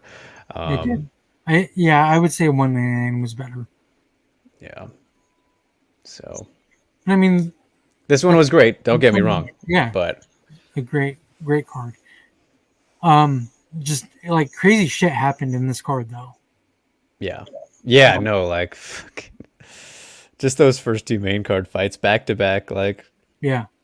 Oh my god. My goodness. Like you literally thought, oh shit, if this is what the main card looks like, it's not going to be good. Right. So, boy, oh boy. Oh, okay. We got Rue saying, see where they're coming from, but he agrees. I didn't say 259, but that's a good one as well. It was fun.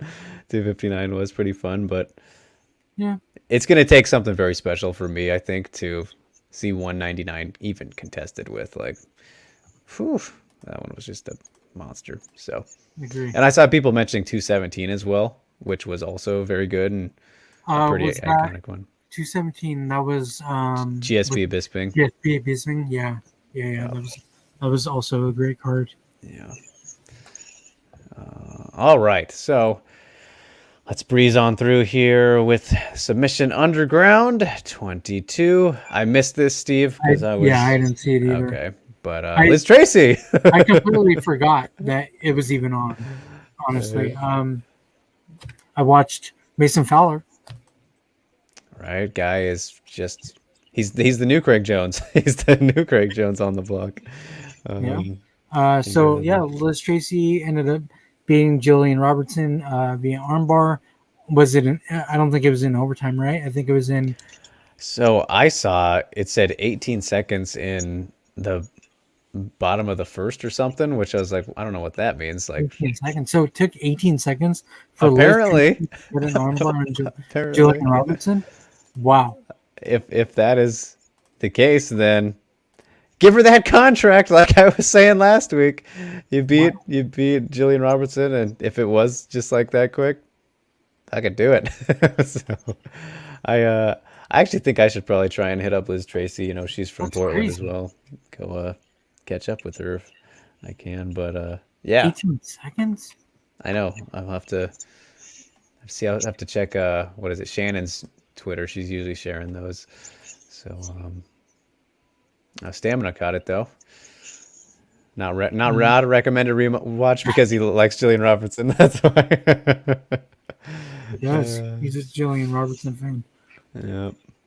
Great to see you here, Alexander. Hope you're hanging in there, buddy. I know a rough one for a lot of us in terms of the likable fighters that we follow, but yeah, great, crazy show, buddy.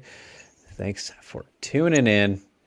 So, all right, we will scroll along through, power through, as we get to the mailbag. And just a measly little question here, which will circle back to what we have already talked about.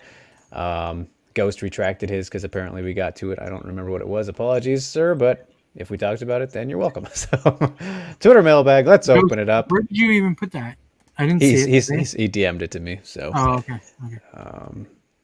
All right, we got just one from the Juice Man, as he is quite juicy.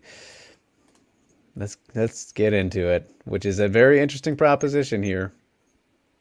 How do you all feel about a super fight between Rose and Valentina, the two snipers, the two spies? I know how Stamina feels about this one. You know, Pat and I actually also talked about this in that same Body Lock video, which will probably be out tomorrow, as mentioned earlier. But didn't at all think about this, and I really wish that it would have came to mind because I would have asked Rose about it, and nobody did. And of course, everybody talked about the Whaley Valentina possibility, which no fucking way we shouldn't have seen that if she was to win this fight, because the main thing is strawweight, right? You cannot do this to strawweight. Just continue on moving along, especially after a year of inactivity in terms of the title. Continue onward. Same thing with Rose, especially even more so now. Like, why this shouldn't even be thought about. She just won the title back, no title defenses, has so many contenders still waiting for her that she hasn't fought, which is crazy because she has been around for a while. But then on top of that, her and Valentina are pretty good friends. So I've never even heard Rose say anything about going up to flyweight. If she has, let me know. But that has seemed like the farthest, like just not even a thing. She's pretty perfectly fit for strawweight, I think. And having trained with Valentina and all that. Yeah, I don't think no. Yeah, I don't think that they'll do it. Would it be a fun fight? Probably, but I don't think that they should do this. No. Yeah. I mean, if Valentina is going to be involved in any of that stuff, it should be with higher weight class, not the lower one. Right. So. Yep, absolutely. But so yeah, I think that's about all I gotta say about that. So all right, that'll close up the mailbag for the week as we get continuing along here and to the news, which just 2 bits of news before we get to the preview stuff and whatnot, which this we're making pretty good time, actually. A good chunk for the fights last week, which is awesome. What do we got here? Yusuf chiming in real quick before the news. Rose said in a TMZ interview in the past she has fought teammates before and specified Val. Well, I mean, yeah, if you look at The Ultimate Fighter too, you know, like that's also a moment, but I don't know. I don't think that's something she's really, that's not on her mind if she hasn't mentioned it, right? I think that she would probably put it out there. So, and we know Valentina will probably fight her own mother if she had to. Nah, she wouldn't. She won't fight Anthony. You know, we know that, but I don't know. Either way, I don't want to think about it. Strawweight division needs to be all about strawweights right now. Yeah, so. For sure. A new champion. I mean, sure, an old champion getting her belt back, but there's so many contenders in that division. They can keep on going, and it would be fresh fights. Yep, plenty of exciting matchups. And speaking of exciting matchups, Steve, we got Invicta 44 revealed, buddy. Yeah. So, 2 title fights. 2. Yeah. And I'm actually really surprised that Zapatello is not the headliner. Yeah, I know. But Karina Rodriguez and Diana Turcado are for the vacant flyweight championship. I didn't see that coming, and No. I'm surprised that it's the headliner. While poor little Alicia Zapatella is a champion already, um, I think that she should be the headliner, right? Like, it's just kind of surprising when I heard this. I was like, really? Well, yeah, I mean, especially over a vacant title fight, the Yeah, actual champion should be in the headlining spot. And I believe that Karina versus Torquato was the fight that they were supposed to fight on the last um, card. yeah, I I think I so. think, but Yeah, I think so. fell through for whatever reason. I don't remember. And as much as I do love Carrie Rod, big fan of hers, another fighter out of Lobo Gym, as we kind of mentioned earlier. Um, it feels I don't really like her getting a title shot after coming off of a title shot against Vanessa Porto, which she clearly lost and missed weight for. Like that's a combination for not a title shot. Like it's pretty odd, and I get it. She's definitely a big name and a very talented flyweight for sure, but that's just even more reason not to put this as main event. Like kind of a strange move, but Yeah, I don't. Maybe it's not I think I'm pretty sure it's the Invicta already always announces the lineups all adjusted. So oh no, that's what they announced. right, Yeah, and Stamina pointing out probably what they're doing. yeah, I think that's what it is. Um, they're just doing it the thing of the heavier weight class getting preference. I think so. But atom weights are phenomenal, so I don't know why they wouldn't why that would change anything. The atom weights. Yep. But speaking of Liz Tracy taking on Yeah, Dakota, that's a hell of a fight. That's gonna it's a be fun one. Yeah, fun, man. it's fun. As great as Liz Tracy has continued to show her grappling, like it starts to make you forget, since we haven't seen her in a while, since that Leonardo fight, that Liz Tracy is so much fun on the feet. Like she is so tough. She just throws bombs all the time. Go back to look at that Stephanie Geltmacher fight, one of the best fights that no one's ever seen. Like it was just nonstop action and primarily on the feet. So Liz Tracy is getting, very well rounded. So I'm very excited for that fight. That's a tough one for Dakota. Do you think that Dakota's kind of upset that she's not fighting for the title? I'm sure. I'm sure she is. But She was oh supposed to fight for the title against Montserrat Ruiz. yeah, yeah, and it's interesting too. That's Tracy's going to strawweight too. She's normally at flyweight, so I Yeah. just realized that. That'll be interesting for sure. But as for the rest of the card, we got, oh boy, Tanisha Tennant, Hope Chase. Yeah. That's a good one there.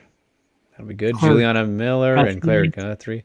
Juliana Miller, man, that's one of those prospects where she's one of those ones where still it's obviously very early, 2-0, but Killer Miller, man, she's looking so far like one to keep an eye on. I really like what we've seen from her in her two fights so far. Um, so I'm very excited for that against Guthrie, who is also somebody who's a very solid prospect. So yeah, I like that matchup a lot. And then I believe we got these newcomers here because I'm not too familiar with them, as they'll be starting off the card. But man, I'm just so excited and And this have an is Invicta event on the horizon. We know when it's coming. and it's on Access, their first card on Access. Awesome. You'll love to see it.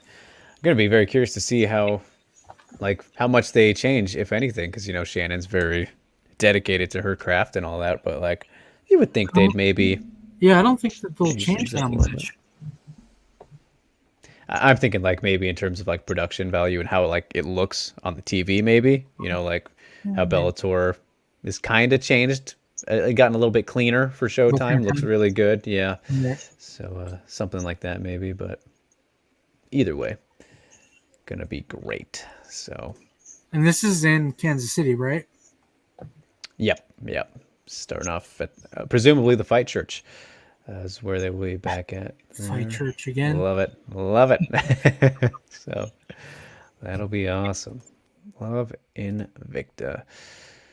So, all right. And continuing on with related to Invicta news and Invicta fighter, moving on.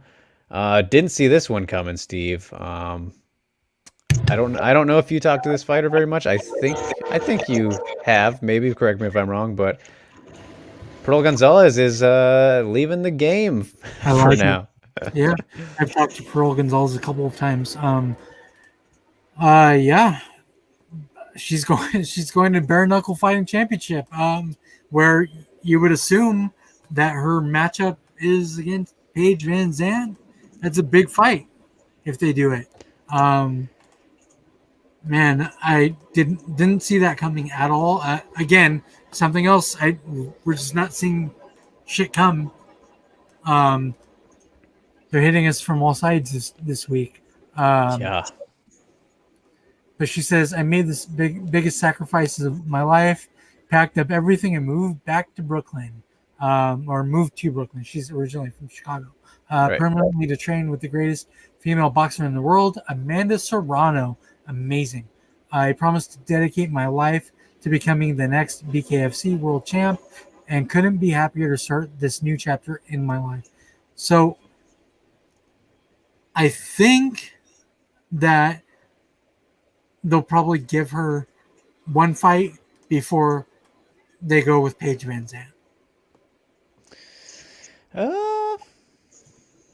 Yeah, I could see that for like the exposure to that audience, right? Because as you know, as Pearl has gotten out there more, and a lot of people, I think hardcores definitely know about her. She's still not like super popular, right? Like, I think that most anybody who follows the sport like more promotions than just the UFC, I think probably knows about her. But for the BKFC audience, I don't know. It's hard to tell. I don't follow boxing of any kind very much, and of course I know a bit more about bare knuckle because it's very much tied into MMA for whatever reason. Well, because we're seeing fighters go. Yeah. So I mean, I think all of their champions are former MMA fighters. yeah, that's a great point. So is that kind of why you're thinking it won't be her first fight? Because I could see them going right with Paige immediately, especially since Paige just lost. I think that they should do this fight, but I think that they might want to give Pearl a tune-up fight before getting in there with Paige right from the jump. But again, like she said, she's moved, packed her shit to Brooklyn, and she's there with Amanda Serrano, one of the best female boxers ever, a seven division champion, looking to unify her titles. One of the best female boxers ever. That's great for Pearl Gonzalez. I don't know. Like I would like to see Pearl Gonzalez and Paige Van Zandt. I think it would be fun, but I don't know. I don't know where they're going with this at all. Like I don't. Maybe they do. Maybe they do go with Paige Van Zandt from the jump. I don't know. Yeah, I mean I would be okay with it. Like I would for sure. Fuck yeah, I would watch. I would watch the fuck out of that fight. Like that's I think it would be highly entertaining. Yeah, I think just especially considering how Paige ended up losing, I think that definitely probably helps the chances. I mean, we're gonna see it at some point, right? You got to put that together. Oh yeah. But for sure.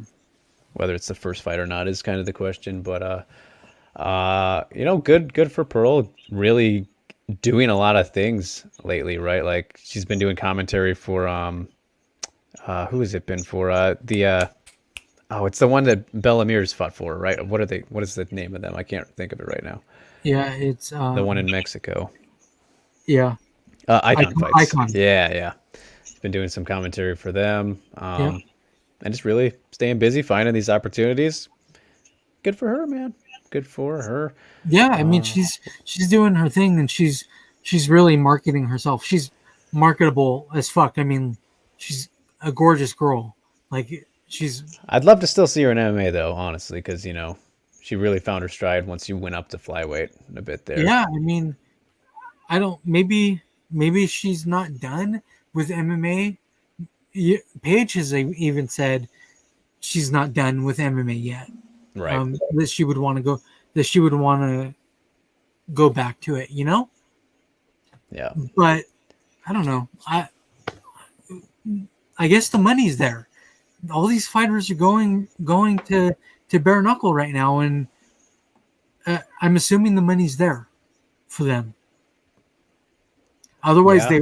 Oh, it is. They wouldn't be doing It is. It certainly is. And as we know, the BKFC, what was it? Just the beginning of this month announced that they're going to start doing pension plans. So that's Yeah, pension plans for these fighters. I mean, that's something even the UFC doesn't do. crazy, huh? Crazy that they're the first to do this. Can So you admit? Can we admit that BKFC is really doing well? Like, I know a lot of people in the MMA sphere thought, what the fuck when this all started, including yourself, Drake, including yourself. You were not about this, and you might be still not about this as much, as other fans. But BKFC is really, there's a place for it in combat sports. There really is a place for bare knuckle in combat sports. I mean, if they're gonna do good things and provide for the fighters, actually, which I was very skeptical of in the beginning, as I think anybody should be with any bare knuckle promotion because of the very shady history of it, which I have looked into extensively for a story in the past. Yeah, I mean, bare knuckle is bad. Just the sport in general, Like yeah. the sport, bad. Like the history back from the Jack Johnson days in the 1800s, bad. But it's like a reinvented bare knuckle promotion. Like they're legit. It's a legit promotion. And with this pension plan, that's something the UFC doesn't do. Yeah. Imagine if they gave them healthcare, like fucking like my Boy, you know what I I mean? mean, Like, who knows? Who knows? So, yeah, I mean, these are good things to see, that's for sure. I'm still not interested in boxing really, or more washed up on the more washed up side of fighters, but at the same time, it's kind of nicer for those types of fighters to be able to get paid better, because clearly they're not probably going to in the MMA, and that's why they're doing it in the first place, along with the new kind of challenge of doing a different sport is always helpful. And I know that was a big thing for Chris Lytle. I remember talking to him when he was first getting into the BKFC. yeah. So and yeah, Chris Lytle, of all people, who's bona fide badass in MMA. So yeah, it'll be interesting to see how Pearl does. It's another kind of case of Paige where I don't know if I'd say her striking is her strong point, but hey. It isn't. It isn't. And I would actually be, since Pearl Gonzalez is gonna work with Amanda Serrano, man, Right. she's already pretty decent on the feet. And she's good in striking. So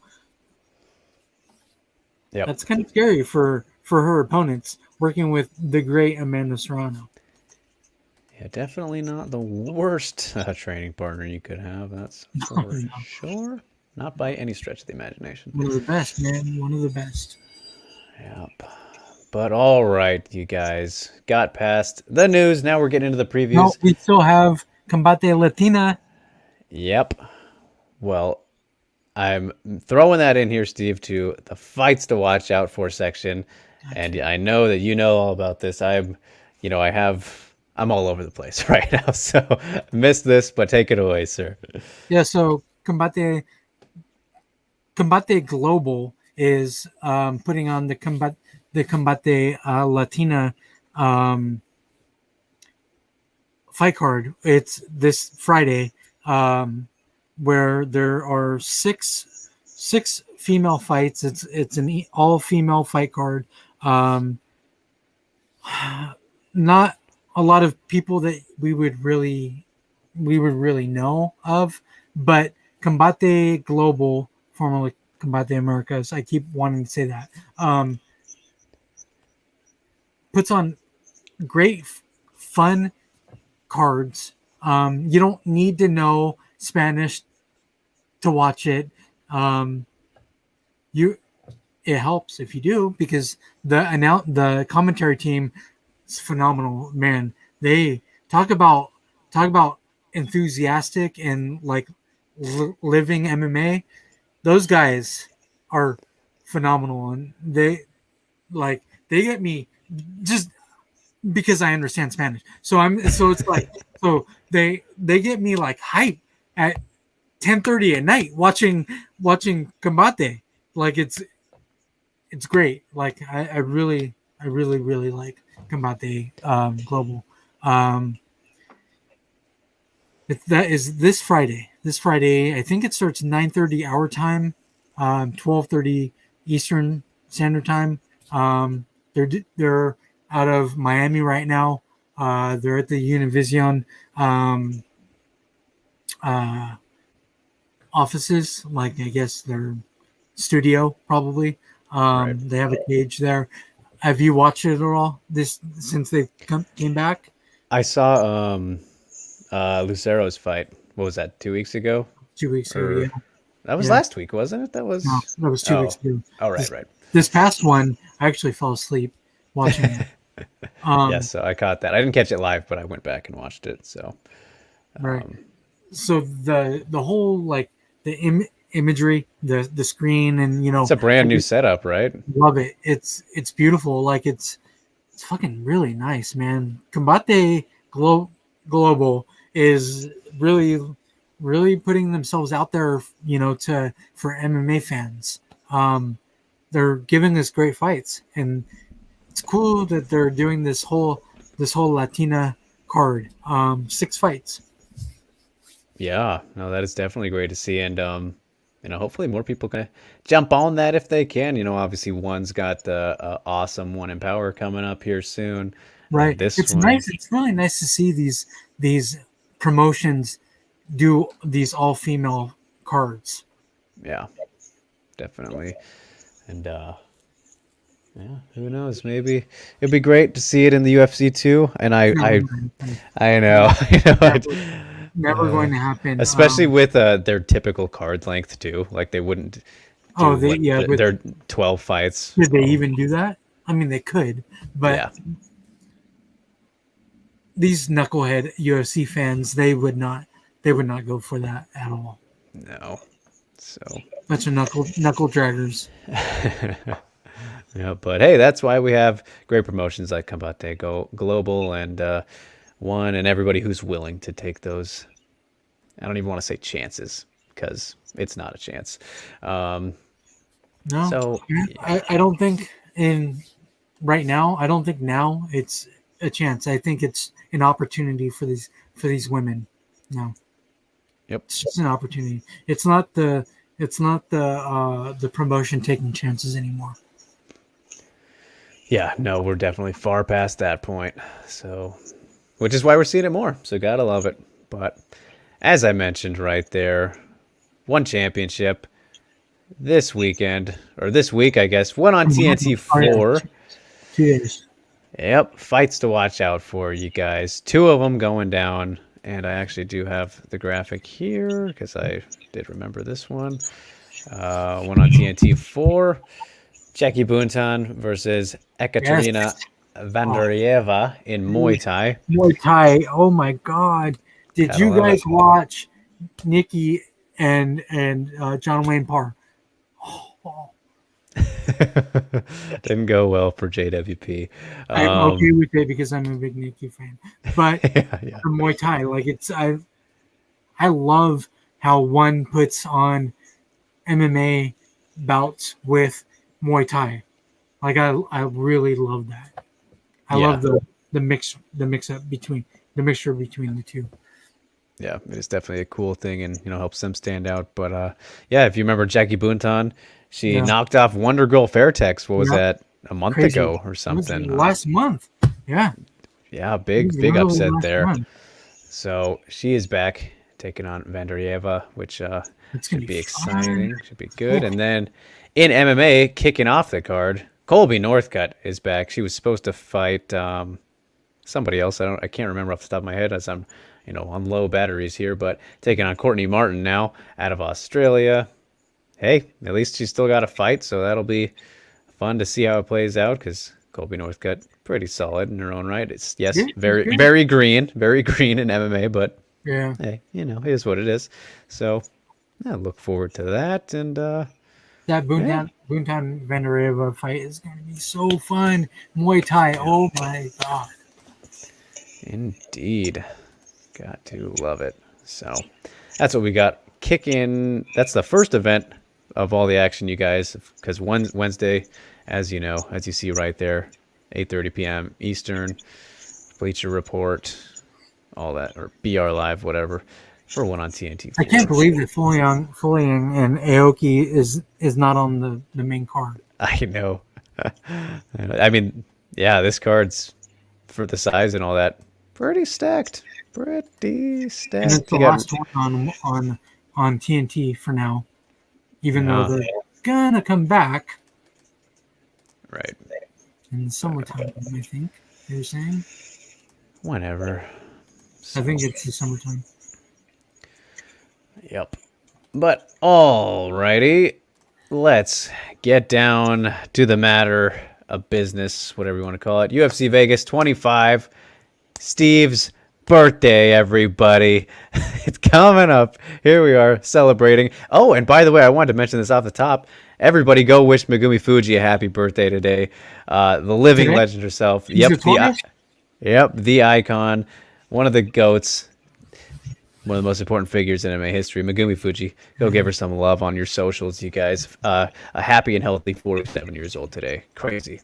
So, happy birthday to Megumi. All right. UFC Vegas 25, though. Starting off with the strawweights. Yuri! It's Yuri Day. What are you talking about? It is Yuri Day. It is Yuri Day. But no. It's Steve Day. Loma Lagunmi versus Sam Hughes. Oh, Loma. Give me some Loma. Sam Hughes is very good, but Loma. I am all about the Loma. I switched to Tapology today, as you can see. Using that, I like it. I like that you're using Tapology now. You're with the times. Yep. Got the pictures. So, all right. How do we feel about this one, Steve? Dude. Sam Page can't catch a break, right? No, she's going to catch a broken nose. Man, Loma. Ferocious. I love it. We get the odds here too. That's cool. I didn't realize that was. Have you not looked at Tapology? I don't understand. It's been a while. It's been a while. Dude, this is crazy. I mean, I look at it for fighters specifically, but I don't often go to the fight section like this. Oh, yeah. Go to the fights. Okay. Yeah. So this is great. I love this. I know I'm having a boomer moment, right? A total MMA boomer. You're not that old, buddy. No. Oh, so funny. But yeah, so clearly I think that we know that at the current stages in their careers, despite both being 5-2, I think both still Sam definitely categorized as a prospect. I would still say Loma's pretty prospecty as well. Prospecty, making up words here. But as good as Loma is and still being a little bit ahead of Sam, I would say, and definitely in the striking, want to talk about that Muay Thai as we just were. I think that this is actually a lot more winnable of a fight for Sam than these odds are giving her credit for.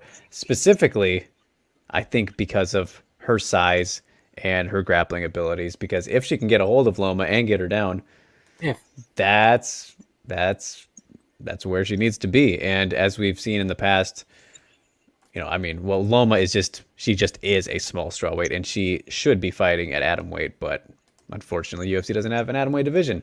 yeah, She spent all of her career outside of the UFC there because that's where she should be normally.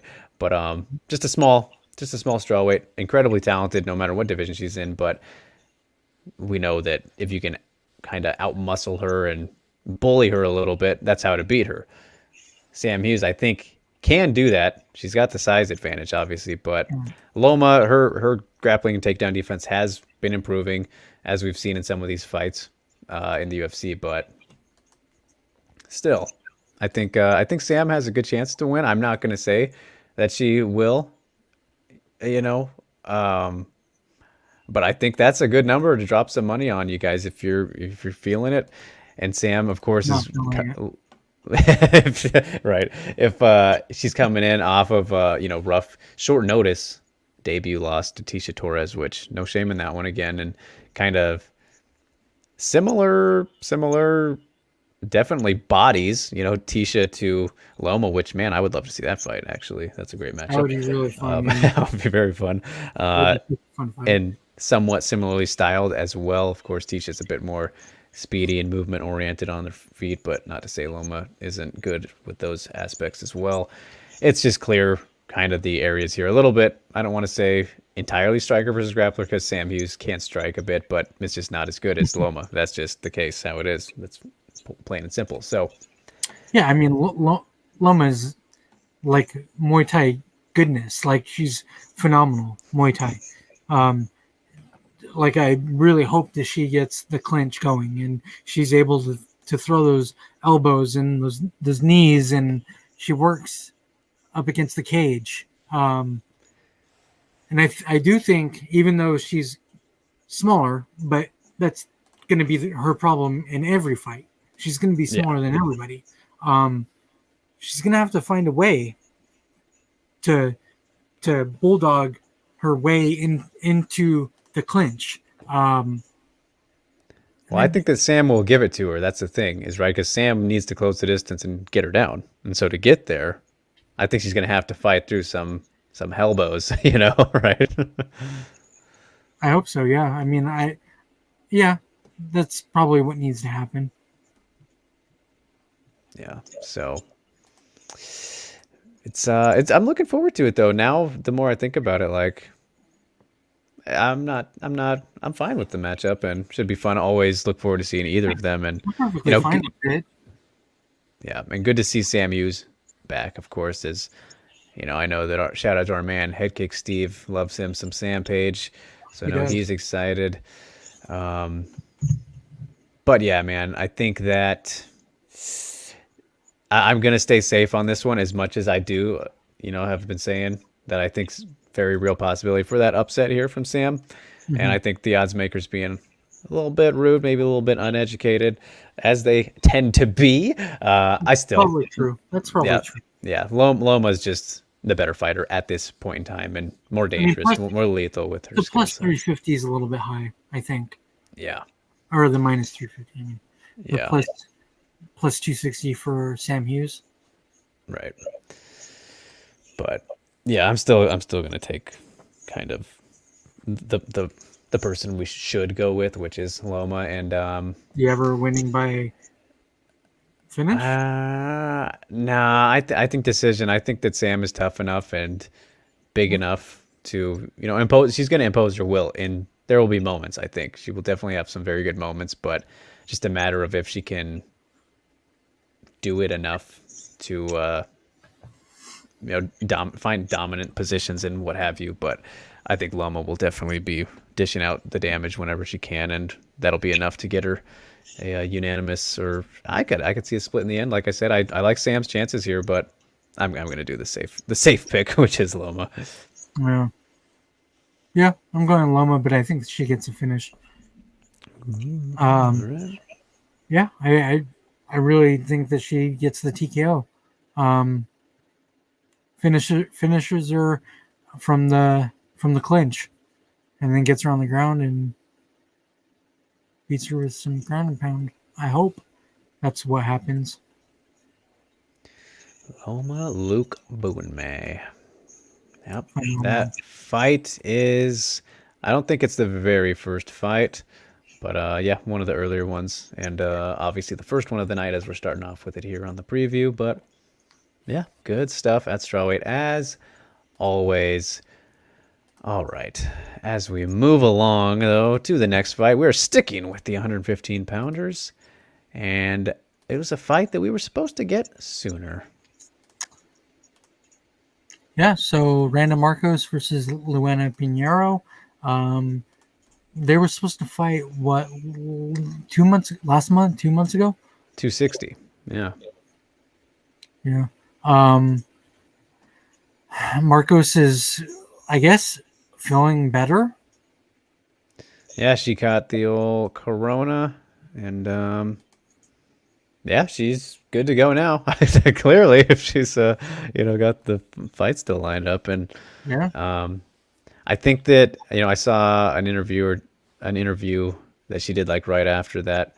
I think she said that she was kind of in that boat of not really having any symptoms, but testing positive. So I don't think she went through any of the typical sickness or anything like I did, Right. for example, which, that's Yeah. good that she didn't have to do that. So,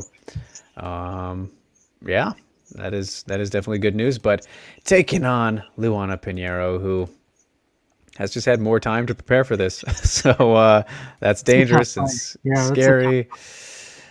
I know that I've seen a surprising amount of people, and we're seeing the odds here, which actually have Luana favored, which I agree with. As much as I love Randa, if you guys do know me going way back, she is definitely one of my favorite fighters ever.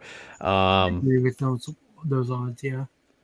Yeah, I've seen a lot of people though who think that this is a really good fight for Randa and one that she can win. But like, as much as I believe in Randa, and I think that, of course, she can win this fight. Like, fuck, man, Pinero's a beast. Pinero is probably one of the tougher newcomers that she could get, especially on a 3-fight losing streak and all these factors. Like, I don't think those people know who Luana Pinero is I'm very surprised much. that she's favored, to be honest. Yeah, I mean, Just because I'm surprised that people know who she is, especially the odds maker. right. Well, I bet you what the odds makers are looking at is 3-fight losing streak, and Random then Marcos, yeah, 10-10. Pinero's Contender Series knockout, which was Chef's Kiss. Chef's Kiss over, what was it, Frausto? Because that's the thing about Luana Pinero, who has a fantastic judo background. That's her base, right? Like, Yeah. idolizes Ronda Rousey, that kind of thing. But now we've seen that she's turning into a serious finisher with her strikes, and she doesn't go to a decision very often. She's pretty much a finisher through and through. Finishes quickly. She is dangerous everywhere. And so you need to nullify that against her, which Randa has the capability of doing with her wrestling, right? That's a very strong part of her game, if not the strongest. But boy, I just think that Luana has too many spots that she's dangerous in and can finish anywhere. And because of that, like, I just have a feeling that I don't know if Randa will get finished because she is insanely tough. We know she's one of the toughest fighters. It's hard to say, Randa's going to get finished because of her toughness. Yeah. So it's definitely possible because Luana Pinero, I think, is that good. And, she was one of my fighters to watch for this year as we did, kicking that off at the end of 2020 with our award shows and all that stuff. I think that she can go, pretty far in a very tough division. But what she's shown so far looks very good. And unfortunately, man, Randa just, I think, clearly hitting that point where 35 now, just not quite the same. And not even that. Like, I think that it's fair to say she's still pretty as good as she ever has been, but the division is just passing her by a little bit at this point. Yeah, I mean, she's 10-10. Like, that's crazy, dude. Yeah. Which, and she's had, I believe, 13 UFC fights now, around that number. So she's been through it. Yeah. And I know at a time she had the most fights in strawweight history, and I imagine she still would have that. So, yeah, this is make or break for her, though, man. We like to talk about back against the wall situations. Million percent, can't go on a 4-fight losing streak. Can't have your record drop below 500. Otherwise, you're out. And I think she knows that.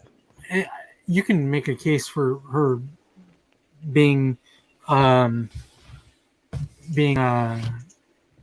cut already, Right. but she's Which I thought she would be. Remember, after the Kanako loss, I was like, yeah, fuck, that's right. But she keeps taking fights, so they keep her around. Plus, she's very likable. Oh yeah. I think that she has a fan base. So, but yeah, if she loses this, it's got to be a wrap, right? And maybe even on her career. Yeah, I mean, she's always been one of those people. I remember talking to her a while back, and I haven't caught up with her in a bit, so hopefully can do that again soon. But maybe not after a loss, just because you like to leave fighters alone after that kind of thing. But yeah, she's been one who's always said, if I can't make it in the UFC, and if I'm not in the UFC, then I'm gonna retire, because she has that standard set for herself, right? So, and it'd kind of be like, where. I mean, what even would be the point? Yeah, you could go to Bellator at flyweight, which would probably be fun, but I don't know. I think she's pretty strong-minded in having those things set. So, but she hasn't lost yet, so we don't know. We're talking ahead of ourselves. But with that in mind, I unfortunately am once again, as I did against Kanako, I'm picking against Randa here. I think Pinero is he's just on the come up and has real potential. So for me, I think if she is to finish, she'll be catching a submission. I don't think Randa will get knocked out. She's taken so many hard shots from so many hard hitters throughout her career, but I'll take Pinero by a pretty competitive decision, but I think she'll have the edge in most exchanges and whatnot. Yeah, I agree with that. I probably will pick Pinero to win by decision. I don't know. I don't see Randa getting finished or knocked out. Just very tough and durable fighter. Pinero is tough, so it can happen. Yeah. It would be kind of sad actually, because then. Oh man, I know that'd be the worst way. Okay, well, you get knocked out. You're 10-11 now, and 1, and you're on a 4-fight losing streak. It's tough. Yeah, that would be tough. Yep, that it would be. So we'll see. We'll see how it goes. This is one of those fights too where I don't want either to lose. There's a lot of those at strawweight for me, but this is definitely another one. But who knows? We'll see how it goes. All right. So those are the 2 strawweight fights that we got on Steve birthday boy's birthday day. So some good fun there. Really looking forward to Yuri, man. I know. It's felt like forever since his debut. Which I guess it kind of was. That was 251, huh? Yeah, that was a while ago, man. Yeah. But before that, we got the flyweights. Yep, Poliana Botello versus Luanna Carolina. It's a fun flyweight fight. I think this is going to be a really, really good fight. It has the making to be fight of the night. Botello's kind of a little monster, man. But Carolina is really good. Yeah, no, definitely. And Carolina, of course, coming back after the knee bar from hell against the Violence Queen. And, Botello getting back in there, too, after a revolving door of opponents. Yeah. Carolina is the third woman to the plate, right, to step up here.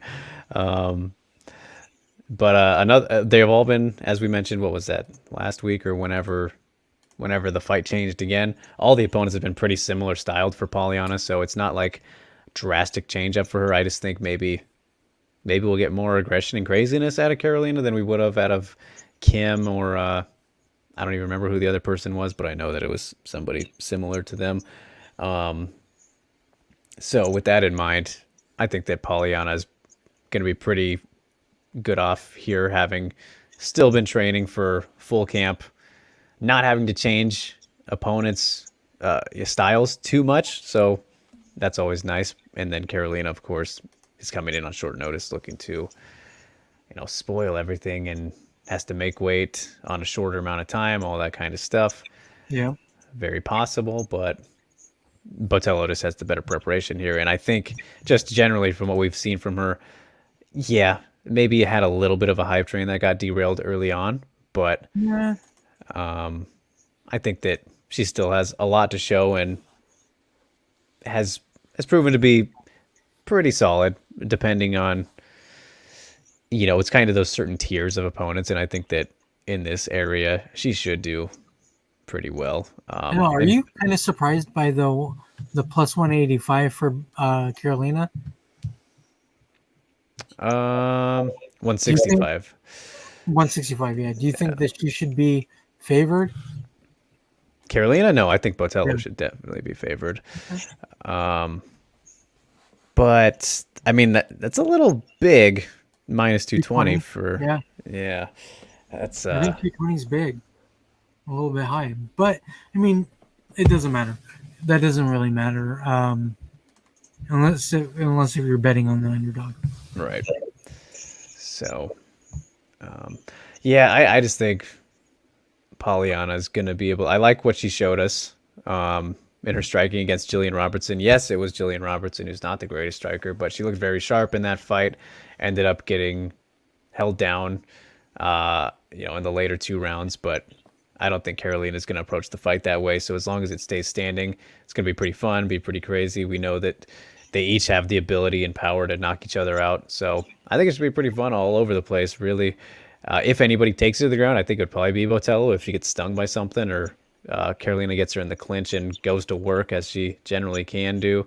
Yeah. But yeah, for me, I just think that Botello is probably I'd say a slightly better fighter at this current point in time, but I think that the situation of this helps her tremendously, which maybe makes the odds a lot more, fine being at minus 220 because of the fact that she's had full time to prepare. She's not the one coming in short notice, has been training for pretty much practically the same style for everybody so far. So Yeah, at least they're doing that for her. yeah, definitely. So I can't really go against Botello in this one, though. I could see Carolina pulling it off. Just, it's not as likely. I don't think so.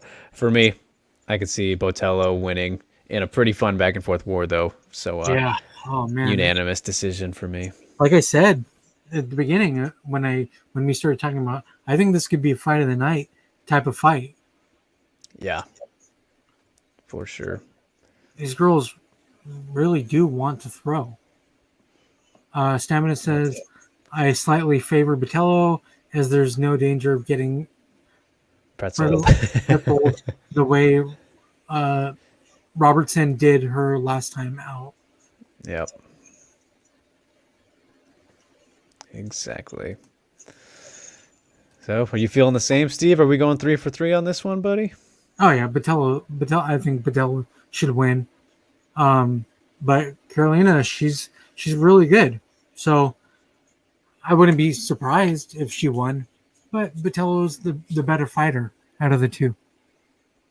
Yeah, and I mean, I just think that preparation for this is going to be huge. When you look at the Tapology rankings, they have Carolina ranked number 41, while they have Botello ranked number 62. That's interesting. I don't really know how those work, but Well, I think those are the whole Tapology. Right. Yeah, very true. So that's cool that it does that. No, look at me noobing it up over here. That's hilarious. So, all right, we're sticking with Tapology going forward. But so that. Thank you. Oh my goodness. Well, you guys, that is Steve's birthday You know extravaganza. who else uses Wikipedia? Alex. Does he? Yeah. I'm like, Alex, dude, use Tapology, bro. Like, I don't understand. I don't Much understand. better. It is. It really is. Incredible. It's made by MMA fans. Like it's Right. it's built for MMA fans by MMA fans. Like literally people who watch it put their hearts into the website and stuff. Like it's legit. Like it's legit. I know. It's just I've always only used it for like fighter pages. I've never looked at it for the matchup stuff, which that's good. Another good layout. So- all right. Anyways, you guys, that is Steve's birthday extravaganza special UFC Vegas 25 card. Yay, birthday presents for Steve. Send him your love and presents, money, whatever you want to give him. Gizmo, of course, making making a scene. Gizmo. Look. They want to say hi. Look. He's like, nah. Nah. He's looking, but he's too low. Oh my god, he's so cute, dude. I can never get over that. I love that you have him. That's so great. I love that I have him too. I've always been a big dog guy. I've always had big dogs, and I've never had a tiny dog like this guy, and I've never had a dog inside like this guy. And this motherfucker is like taking over my house. I remember when he was sprawling all over your new sheets, like when you first got him. When I was putting them on. Yeah. He like digs and like rolling around. I'm like, dude, you're gonna get in my bed before I get in my bed. Right. Like this is ridiculous.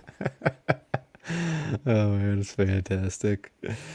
But all right, on that note, you guys still made the full 2-hour mark. Look at that cute boy. Look at that cute boy. Oh, so funny. 2 hours down, even though. Show. Yep, it's the Gizmo show. That should be a thing. Made it through though. On the day of returning back home. Good to be back home, you guys. Excited for the week, I suppose, to chill out, enjoy Steve's birthday bash. So we're going to continue to call it the return of Yuri, the fun fights that we have, and all that stuff. Don't forget to follow us, like, share, and subscribe if you haven't already. And if you haven't, then what are you doing here? At Drake Riggs _, at Steve K _MMA, at The Scrap News, at Gizmo _Doggy MMA. I don't know what his handle would be. He doesn't watch MMA with me. He always has his back turned. Yep, little rascal. So all right.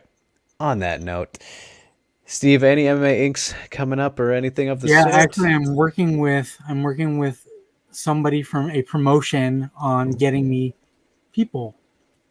Ooh, and I have a lineup. It's crazy. I have a lineup of people. Attaboy. As you guys watch Gizmo lick himself and clean his face and stuff. Just chilling. And then I have something else coming out.